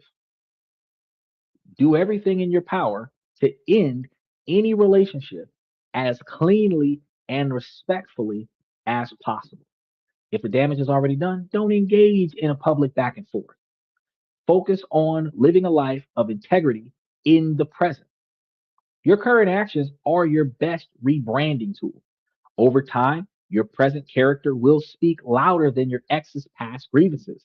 The longer time that it has been since that relationship ended, the less valuable that information is. A relationship from 5 years ago with your ex is talking negatively about you from 5 years ago, and you are presenting yourself as a different person over the last 5 years, that can be observed and respected as a change or the turning over of a new leaf, which is self improvement from the last relationship. So you don't have to defend if you used to be the person that your ex is identifying you as. What you're doing is presenting the fact that you are currently not who she says you used to be or who he said that you used to be. A lot of the times when we go into defensive mode and try to disprove something, it inadvertently reinforces the accusation. The more somebody says that you did something, and the more often you try to put in extra effort to prove that that didn't happen, the more people are going to believe that it did. They're going to believe that you're in denial because the first thing that people do when they don't like something is they lie about it. They say it didn't happen. But if you acknowledge the fact that they're going to say what they're going to say, and then you're not going to respond to it, you're not going to justify their comments with an action, then you're going to get into who you are now. The person that values who you will be is going to respect who you are, or that person is not going to stay around you because that person is dwelling on your past, where your past doesn't directly impact your present and your past doesn't directly impact your future. But if they are going to let your past damage their decision making skills, then you have a person that is highly influenced by a toxic past, which may carry their own baggage from their own toxic past.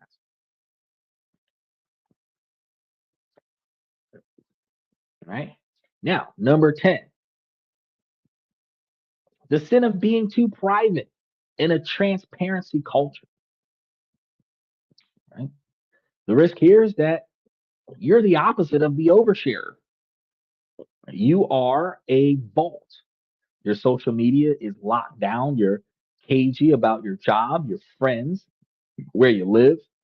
In your mind, you're being mysterious. In the mid of the 2026 data and in the minds of them in the middle of this year, you're being secretive and setting off alarm bells. Because when someone can't find a single digital breadcrumb about you, their mind doesn't assume that you're a private person. It assumes that you have something to hide. The lack of information creates a vacuum that gets filled with suspicion. Now, I understand that some of us old folks, we don't have that much of a social media presence. And we can potentially validate some of that by making it clear that we do not participate in a social media lifestyle. But even me myself, where I do not have my own personal social media profiles, I have this podcast. This podcast is on multiple social media platforms, which also means that the way I behave on this podcast for the hours upon hours every day of the week that I'm here builds a type of persona. So while you can't find anything else about me anywhere else, you actually can find what I believe in because I talk about the things that I find valuable. I don't just talk about anything, I talk about the things that I find valuable. I talk about the things that I've learned, and then I compound the things that I learn with the things that I find valuable, and then apply hypothetical foreshadowing, which leads to prospect theories, which leads to future development. And you can piece together from what I talked about years ago to what I'm talking about now, and how society has developed from what I was talking about years ago to what I'm talking about now, where forward thinking is clearly observed on my platform. So while I have a digital footprint of some kind, just not the way you would think about it. But a repair strategy is you want to just share anchor facts to build the trust. You don't need a public profile, but you do need to provide enough anchor facts to make the other person feel safe. Now, this means that you must be willing to share some basic information, what you do for a living in general terms. You don't have to over glorify it. If you're a maintenance guy in a warehouse, say that. You know, if you work for a specific company like Taco Bell, say that.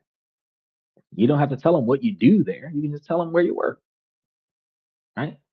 The neighborhood that you live in, you don't got to give them your exact address, but if you live in a suburban neighborhood, you can say that. You know, if you live downtown, then you can say that too. If you live near the club scene where everybody's parking their car in your driveway on the weekends, you say that. You got to give them an exact address, but kind of give them an idea.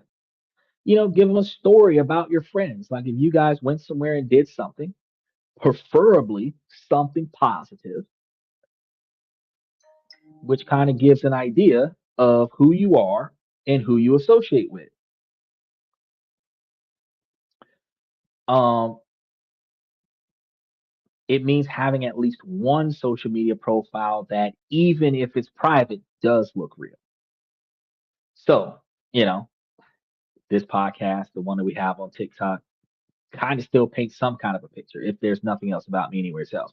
You want to share your last name with them potentially before the first date. not just a nickname, not just a standardized first name. These small acts of transparency builds a crucial foundation of trust. So if you made it this far, now we're three-quarters of the way into the show, you get it. Dating in 2026 is a whole new ball game. It can feel like a lot, I know, but there's some good news. All these new rules point to one thing: a demand for more honesty, integrity, and authentic human connection. It's a high bar, but it's a good one though. And if this is resonating with you and you're ready to leave the old toxic rules behind, then hit that subscription button, mash that like button, keep hitting those reaction buttons, and then take the opportunity to step into the membership because we got a lot of information that we're going to be exploring with topics such as this. And I want to hear from you guys because we're heading down to the comments and I want to let me know if these 10 reputation killers surprised you at any point and which one of them surprised you the most. Um, and which one of these have you seen in the wild in your day-to-day experiences, or maybe, just maybe, been a little guilty of doing it yourself? I want to talk to you guys about those. So let's get practical because I don't come and give you guys a problem without giving you guys a solution. How do you build a sterling reputation in this new landscape that we've been talking about for the last 4 hours? Let's build you a toolkit that you'll find in the membership. Knowing the risks is only half the battle. Now you need the tools to navigate them. Think of this as your reputation insurance, a set of practical habits that you can apply to every interaction. These strategies aren't about becoming a perfect robotic dater. They are about being a mindful, respectful, and self protective one. Now, the first tool is going to be start screenshot checklist. This is your most important tool. A thoughtless text can live on in screenshots for years. Before you hit send on any message, run through this simple checklist. Is it clear? Is my message direct and unambiguous? Is it kind? You've got people that you don't like because they fuck up. You've got people that annoy the shit out of you because they procrastinate. You've got people who deliberately put you last when they are paid to put you first. But you still have to make sure that your communication with them is respectful, concise, and reasonably kind or polite in spite of the hostile situation that you are in. Even if my delivering bad news is the thing, is there a way to say this that is fundamentally respectful? Because I told you there is no nice way to tell someone that they're fucking up. But if you can tell them that they're fucking up with respect, not nice, with respect, that's the least you can do. Something as simple as the bad decisions that you're making is causing you to fail yourself with your own goals that you're attempting to achieve. It is not nice, but it is respectful. I'm not telling you I'm disappointed in you. I'm not calling you a fuck up. I'm telling you that the decisions that you're making is compromising your ability to achieve the goals that you set for yourself. And that causes you to fail yourself. Now, it's up to you to stop failing yourself, right? You got to ask yourself, am I avoiding insults? Am I avoiding blame? Is it honest? Am I being truthful about my feelings or telling a white lie to avoid some discomfort? Next is going to be the ultimate test. Would I be okay with this message being read out loud to my boss, my grandmother, or someone that I deeply respect. For some people, would I want this message read in front of my kids, my wife, my husband, my sister, my brother, right? If your message fails this checklist, it is time to rewrite it. So I tell you guys on a regular basis, if you're going to send somebody a message, you want to draft that bitch. Potentially, I would do it in a Google Doc. You can do it on your cell phone in a Google Doc. Draft it in a location where it can't accidentally be sent. Proofread that some bitch. Make sure that it is the most effective way to get your message across in the most respectful way possible. Then copy and paste that shit. Right? That's the best way to do it. This single habit will save you from a world of regret because when you say things in the moment, when you short text conflict to somebody, you can end up with circumstances that are beyond your control. And then once you reach that moment, there's no reset button in reality. You cannot take back what you said. They may not perform for you anymore the way you would prefer for them to perform for you. And it would be the consequences of your decisions and your actions. Okay. Number two, the second tool, the one sentence closures. We've already established that ghosting is out, but people avoid the kind of closure conversations because they fear it will turn into a long debate. And usually it does. The people that are in denial, that are looking for closure, and they want to know why. And when you start telling them why, they feel insulted about the why. And then they start taking shots at you. And now y'all are taking shots at each other. And it went from you not being interested to you insulting their integrity as a person, which probably is why you weren't interested. Truth of the matter is, the one sentence closure is your exit strategy. Memorize it, put it in your phone's notes, copy and paste it, use it specifically. Here's an example. It was great meeting you, but I didn't feel a romantic spark. I've enjoyed our conversations, but I don't think we're a match. Thank you for the date, but I've decided to focus on another connection. That's it. That's more than one sentence, though, but that's it. You're letting them know that you're not interested. You're not going any further. You've moved on to someone else. Notice what these sentences do, and then notice what they don't do because they don't apologize for how you feel. They don't over explain the situation. They don't leave the door open for a continuation. They are simple, honest, and final. This is not a respectful way to say no, thank you. It's a respectful way of saying I'm really not into this, but you know, what you did was greatly appreciated. So I guess it is a kind of way of saying respectfully no thank you.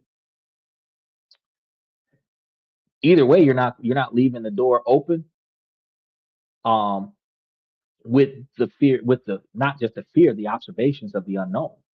Now, tool number three is going to be the alignment assessment. Intentional dating requires reflection. It's not just about how you feel during the date, but how you feel after the date. After each new interaction, take 5 minutes for a private alignment assessment. This isn't about judging them, but about checking in with yourself. You want to ask yourself values alignments, such as did they say or do anything that felt out of sync with my core values? Readiness alignments.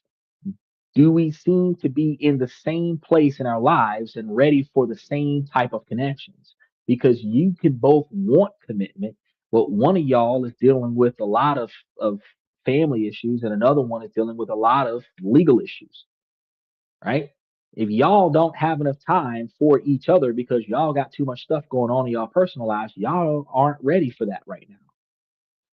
If you believe that you're going to be resolving your situations over a shorter period of time, you guys can maintain some level of friendship where you're not talking about on a regular basis the issues that are interfering with your personal life. And then once those negative issues resolve themselves, since you guys are only interested in one another, y'all can then move from the friend position to the partnership position because you have removed the conflict out of your personal life. But you have to remember that if what they got going on might turn into a 5 or 10 or 15 year struggle for themselves, that they do not have the open position to move on with their life because they're stuck in something that doesn't have an ending, which means that they don't have time for you. And when you recognize that if they're stuck in something with no ending, like take, for example, somebody stuck in a child custody case, them shits don't end until the child is grown. So if the child is not grown yet, there is absolutely no way that you can guarantee that that's going to wrap itself up anytime soon. Let them deal with that. If you're available when I circle back around, we'll see what your availability looks like. If you got baby mama dramas, if you got baby daddy dramas, let that circulate. When they get that under control, then we might be able to talk about some shit. If you've got a workaholic that's got back to back projects and PhD findings, and they only have like 3 hours a day or 10 hours a week of availability, and that's usually used to sleep, you don't got anything to stick me into because you have no free time. Recognizing that once you finish your PhD, if I'm still around, we can talk, right? So if the place that you have in your life right now does not have room for us to build a connection, then we've got to recognize that and not dwell on this. You got to check emotional fitness. How did I feel around them? Did I feel calm and at ease, or was I anxious and on edge? Did I feel seen, or was I performing? You guys got to check these things out. This isn't a test they have to pass. It's data for yourself. It helps you move from a vague feeling to a clear understanding of whether this connection is truly aligned with what you want. Notice this isn't sparks flying everywhere. This is a logical and rational observation of whether or not this can work. Tool number four is going to be the 3 date arc framework.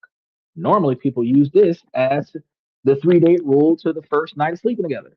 But this is, in fact, a mental model to structure the early stages of dating and to prevent you from getting stuck in a go nowhere situationship. On the first date, the vibe check. The goal is simple. Is this person fun to be around? Is there a basic conversational flow?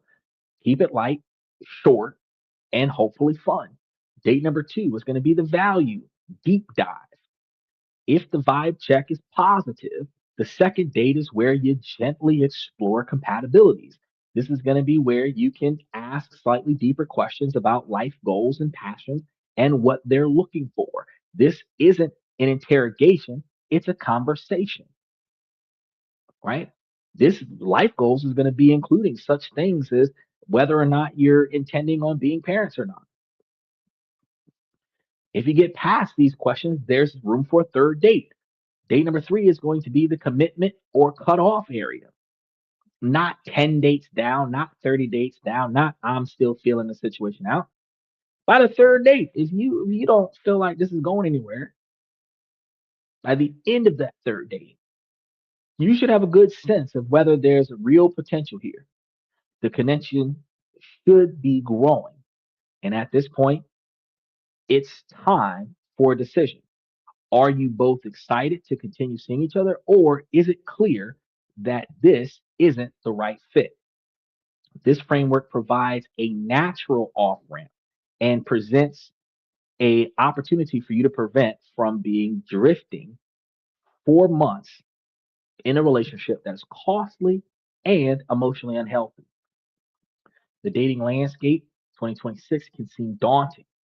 The stakes are higher, the rules are more complex, and your reputation is more fragile now than ever before. But for me, all of this is a powerful and positive shift. So we are moving away from a world of games and manipulation towards a world that demands integrity, a world that rewards clarity, kindness, and authenticity. So the new rules aren't here to punish you, they are here to guide you towards healthier, more fulfilling connections. By embracing intentionality, you're not just improving your chances of finding a partner, you are improving your relationship with yourself. So you are learning to be clear about your needs in the very beginning. Honor your non negotiable expectations for behavior in the very beginning and treat others with the same respect that you would want to receive from them. Ladies, pay heavily attention to that last part, right? So you got to lead with clarity in a respectful fashion. Communicate with kindness. Be consistent in your character. And above all, act with an integrity that you would be proud to have displayed on a projector screen for the world to see. Because in 2026, you should date like your screenshots are watching, not out of fear, but out of a deep commitment to being a person worth connecting with, both online and offline.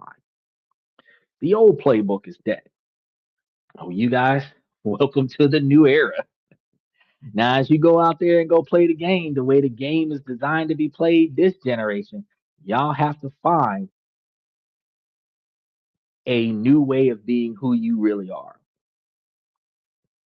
And I got to tell you, it's probably going to be a little bit hard starting out. For those of you that are in the membership, y'all are going to see step by step guides on the way things used to be, the way they will be now. And like we said at the beginning of the show, this might be a fantastic way to write that dating Bible, the Old Testament versus the New Testament, and really get down to the core of the way things used to be versus the way things are, and what changes need to be made all across the landscapes of social interaction. As much as people claim that they're single by choice, that's not true. Nobody's single by choice.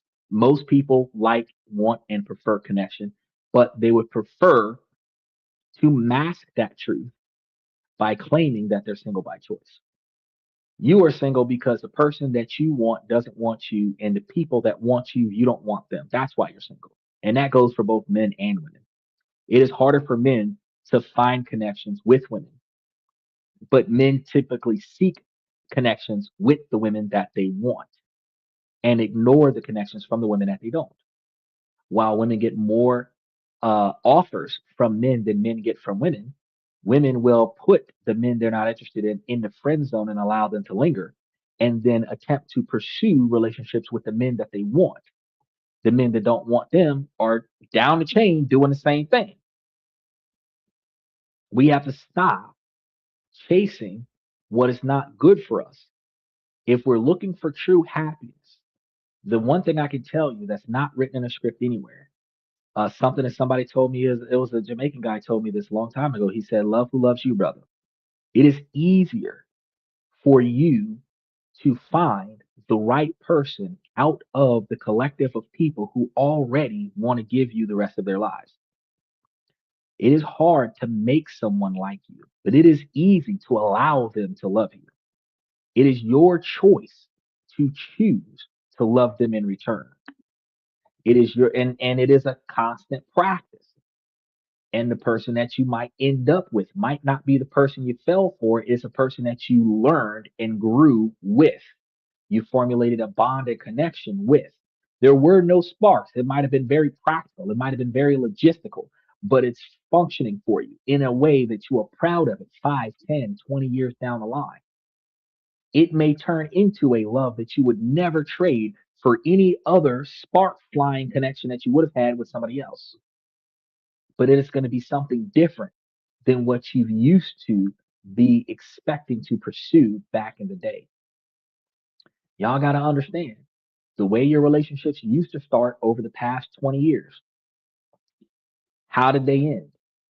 If it didn't end well and your ass is still single right now, the way your relationships start now needs to be completely different because the rules of science dictate in order to have a new outcome, you must change the variables of the experiment. You cannot continue to pick up the same type of person and expect a new type of outcome. If the type of person that you are attracted to ends in the type of relationship that is toxic and devastating and doesn't last long where you're emotionally destroyed, then that type of person, no matter how much you're attracted to, is the type of person you need to avoid. Plain and simple. Like Usher said, you remind me of someone that I once knew. And that is why I can't get with you. He said it clearly. Doesn't matter how much I want to be with you. You remind me of something that is not good for me, and that is why I am not getting with you. That's it. You ain't a bad person, but you remind me of something that I don't want to be involved in, right? And y'all got to understand that. Oh, he's not my type. That should be the first person you're talking to. The guys that are in the friend zone, the ones that are willing to linger in your shadow through all the negative behavior that you've put them through already, those should be the first ones that you talk to. Why? Because if they're willing to accept you at your worst, you should be able to give them your best. The guys that are only with you when you're at your best and walk away from you when you're not your best, those weren't the ones for you. For all the women in the world that claim that they want to be accepted as they are, faults and all, y'all need to be looking in y'all friend zone.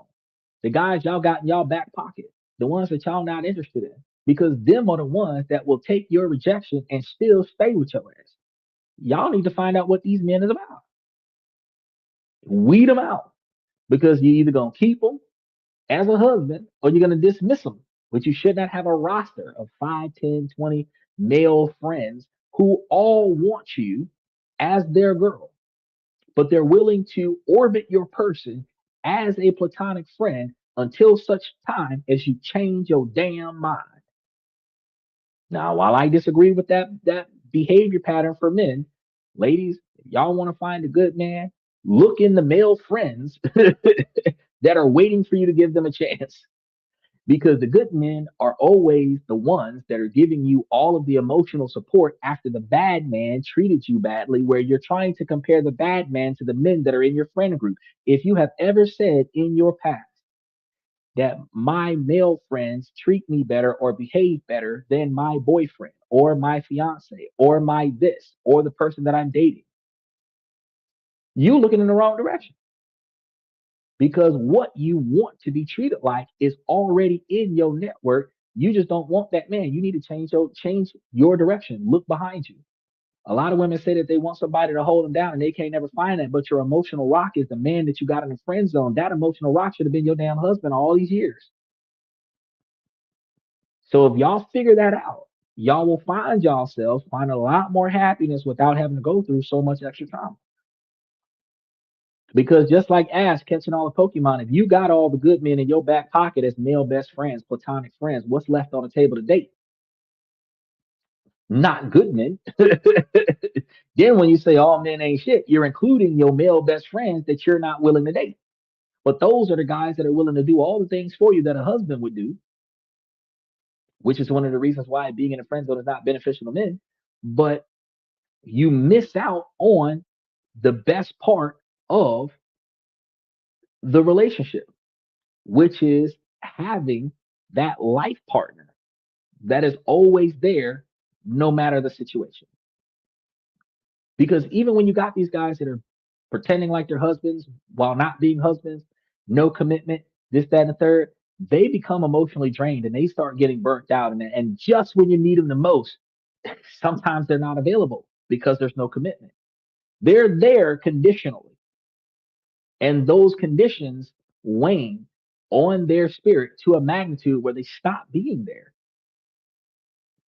Right now, you got to call 8 people to find somebody to help you out of a tough spot when you could have committed to one, and that person would have came like Superman, would have showed up like Batman, would have always been on the spot. Before you knew you needed something, some bitch be pulling up. It takes you to pay attention to something different than what you've been paying attention to. So, with that being said, I'm going to wrap things up because we've been doing this for like 3.5 hours. This is another one of them long shows. Damn. We're going to start by saying, ladies, as long as the situation doesn't make sense, I'm going to keep asking you, ladies, to make it make sense. So, ladies, please make it make sense. Fellas, I give you this information to make y'all higher value men and help you guys understand how to make yourselves higher value men by changing, first and foremost, the things that are inside of your control that you don't like, and then helping you navigate around the things that you cannot control to improve your way of life. not just in your financial life, but also in your personal decision making life. Now, ladies, while this is a male driven podcast from the male's perspective, you too can make yourselves higher value women. But one of the things y'all have to do is prioritize your 20 or 30-year plan. Know what it takes to get to where you want to be at. Reverse engineer that to what you got to do today. And then keep your eyes and ears open for the potential suitor with the right character, the right personality, drive, ambition, integrity, determination, dedication, motivation to fulfill his own goals, right? And then see how those goals mesh with your goals. Because y'all don't have to be going in the exact same direction at the exact same time with the exact same goals. But y'all goals should be able to be intertwined with one another. And if so, then the two of you can accomplish each other's goals a lot faster. I tell you guys on a regular pace, a basis that two people can make it to $1 million faster than one, but it requires both of you to have long-term satisfaction goals, not short-term gratification goals. If one of you is living in the moment and the other one is living for the future, you're going to always have a conflict of interest because while one is trying to save, the other one's trying to spend. The person that's trying to save is going to get frustrated by the lack of availability of capital because when money is being spent, the one that's trying to save has to cover the spread. So there's only so much money between the two of y'all. The one that's trying to spend is going to feel restricted by the one that's trying to save, going to feel micromanaged and oppressed by the person that's trying to save. Y'all are always going to be at odds with each other. And the largest majority of relationships that fall apart due to financial conflicts is usually due to the lack of financial compatibility. Not because y'all don't make the same quantity of money, y'all just don't decide on doing the same shit with the money. One of y'all want to soup up y'all car, and the other one wants to buy a house for the future. One of y'all want to go to college, and the other one want to go to the club. If y'all are not heading in the same direction, y'all will fall apart eventually. If one of you is striving for success and the other one has plateaued with content, you will fall apart eventually. So if your partner doesn't have long-term goals, 5-year, 10-year, 20-year goals, but you do, you understand your partner has plateaued. They're done with their growth. They got what they want out of life. And if that's not enough for you, you understand that while you are not where you want to be at in life, this might be more than what you have. It is not what you want.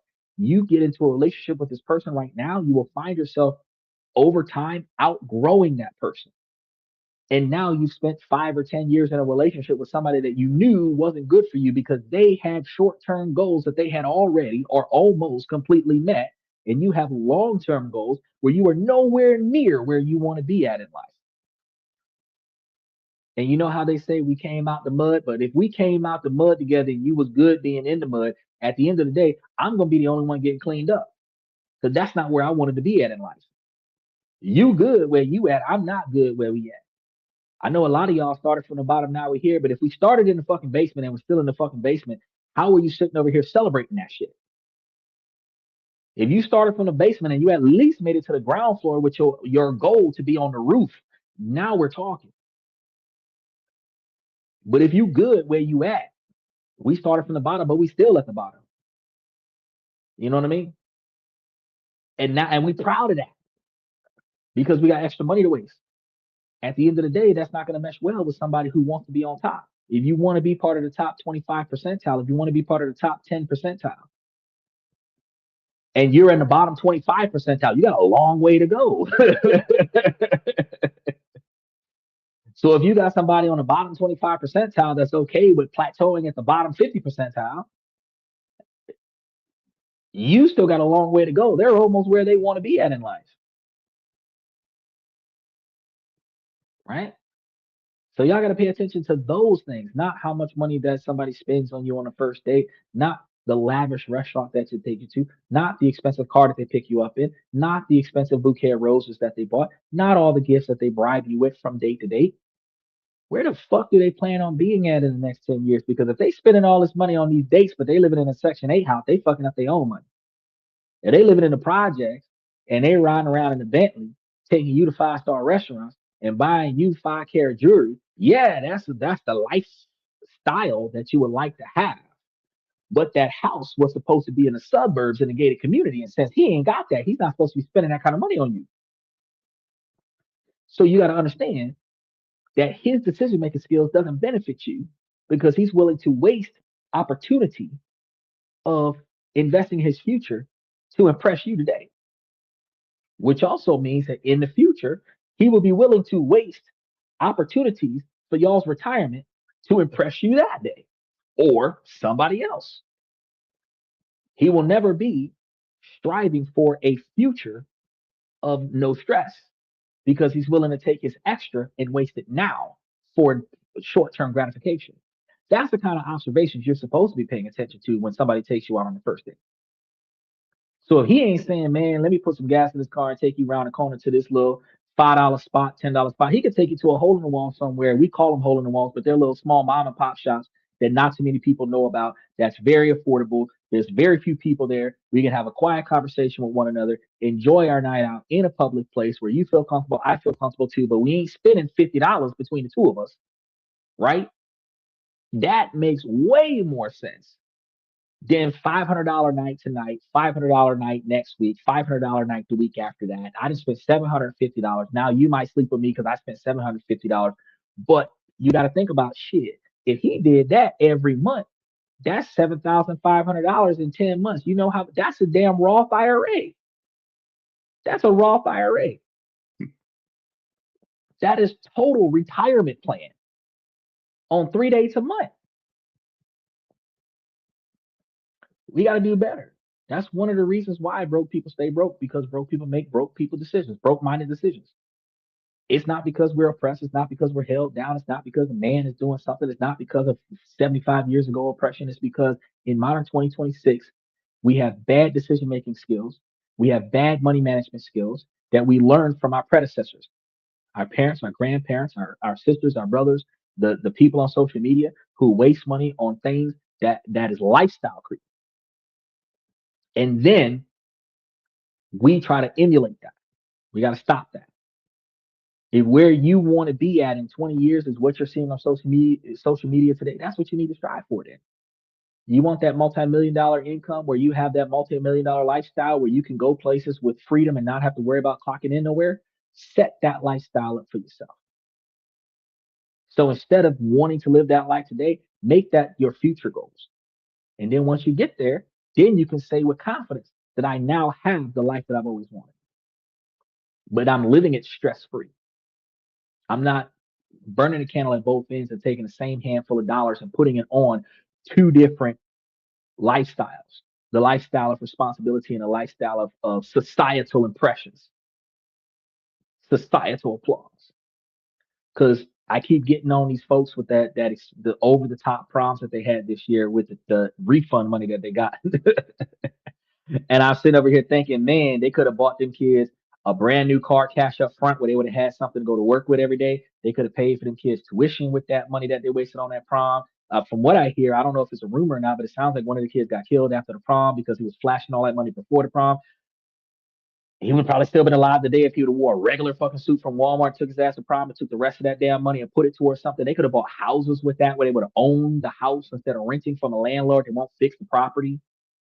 You understand? There's so much stuff that they could have did with that, where they could have built a future for them kids, but they spent all of the extra money that they had to give them kids one night that they could not remember. And some of them kids didn't even make it to their fucking graduation. It makes no sense why you made those decisions. But the parents who made those decisions did not have financial backing with the knowledge of money making money for them. They did not have that upbringing. Their parents didn't have it. Their grandparents didn't have it. And that's why it's going to trickle down. Their kids aren't going to have that because they're looking at their parents taking extra money that they get, the hard earned money they worked for in 2025 that they get back in a tax refund in 2026. 2026 becomes play money. So what that's going to teach the kids, every time you get a bonus, blow it. Every time you get a raise, blow it. Every time you get extra money in a refund, blow it.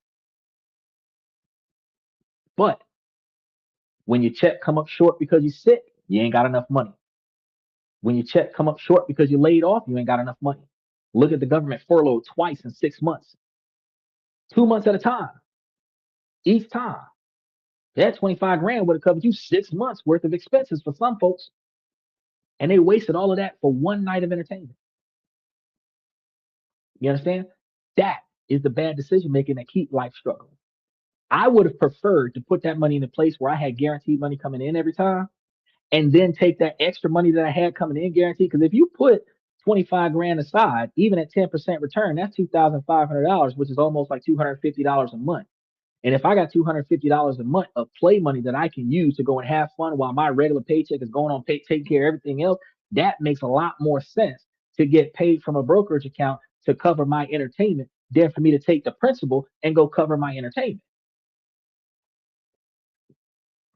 And people don't think about that, but you need to start. Because with the way things are changing right now, it don't matter if gas prices go down to $1.87. If your ass ain't can't afford your damn car note, you're gonna be catching the bus anyway. Y'all need to focus on where y'all gonna be at next year. Where y'all gonna be at when it's $250 bill with Donald Trump's face hit? Are y'all gonna be at the bank trying to get y'all one, or the way y'all out there trying to buy that Swatch or the new Jordans that came out? The way y'all pre-ordered the GTA 6, or are y'all going to be investing in the federal mint so that y'all can get a return on investment on all of this money that's being printed out? Are y'all going to just deal with inflation, or are y'all going to invest in the stocks that are going across the screen? There's the oil companies and shipping containers and the all of the stocks and everything that's directly impacted by the war, where you're making money with the conflict overseas, so that when they come back, you make extra money. Or why live paycheck to paycheck your whole life?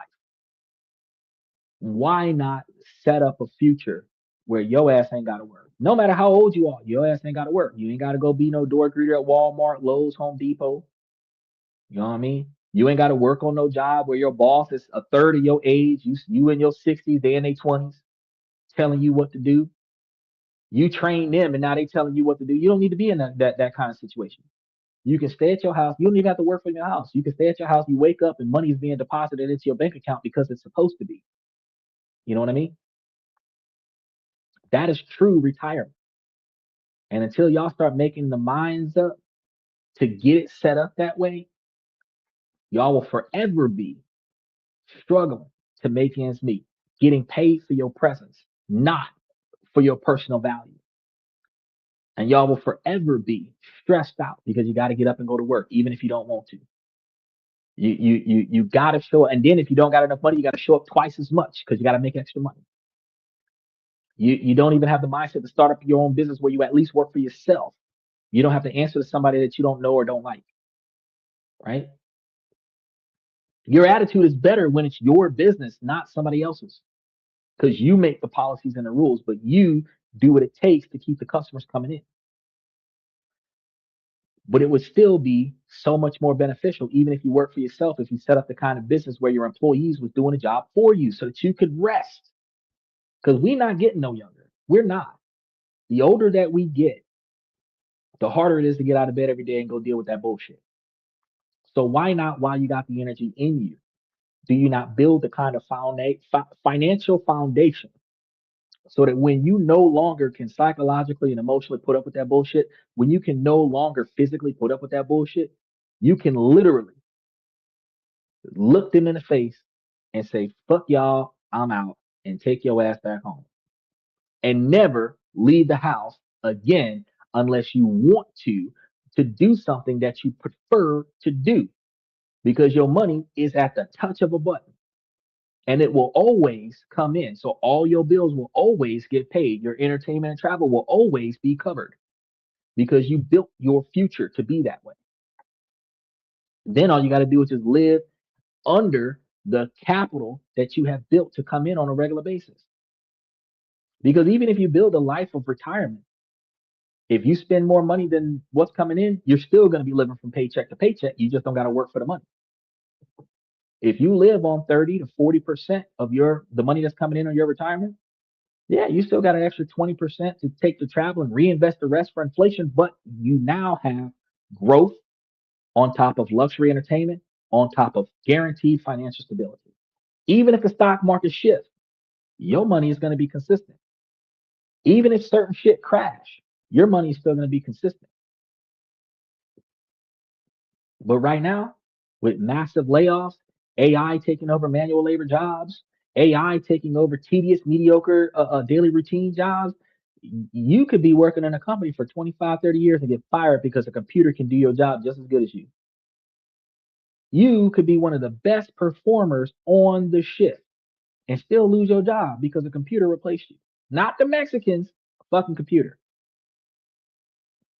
So why are you not trying to prepare yourself for stuff like that? And I'm a man that practices what I preach because I'm getting paid to stay at home.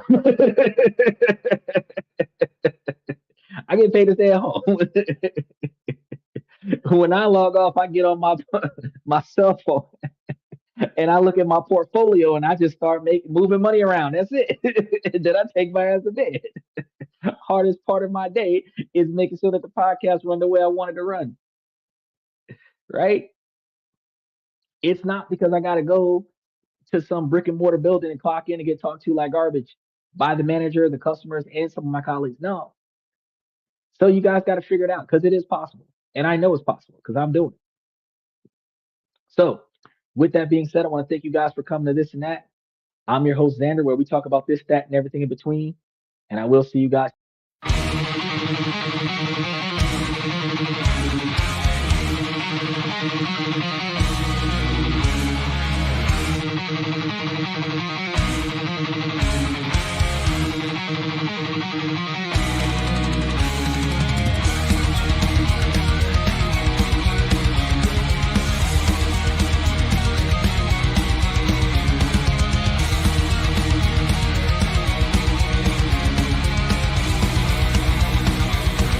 Higher ground.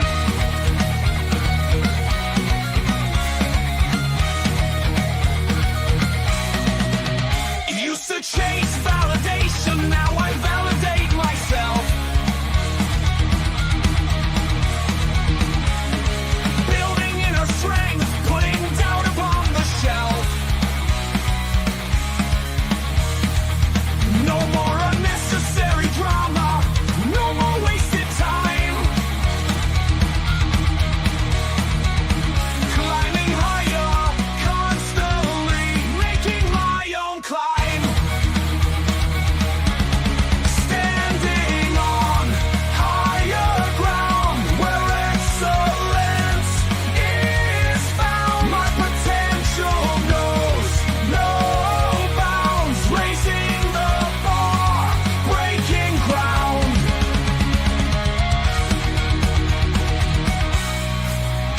My network is my net worth. Choose your company wise. Surround yourself with eagles, not with sheep in disguise. Every interaction is a reflection of my brand. Quality over quantity, that's my personal command. I'm not landing on higher ground where excellence is found. My potential knows no bounds, raising the bar, breaking ground.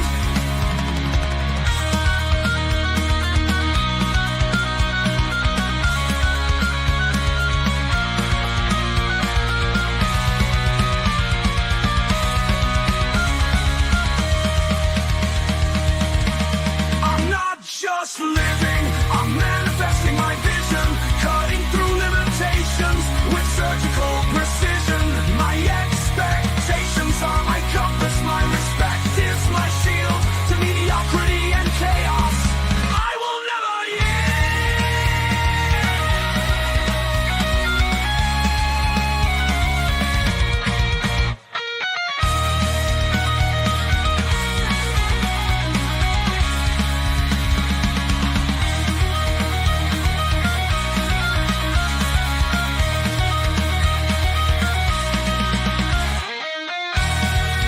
I'm not just living, I'm manifesting my vision, cutting through limitations with surgical precision. My expectations are my compass, my respect is my shield to mediocrity and chaos.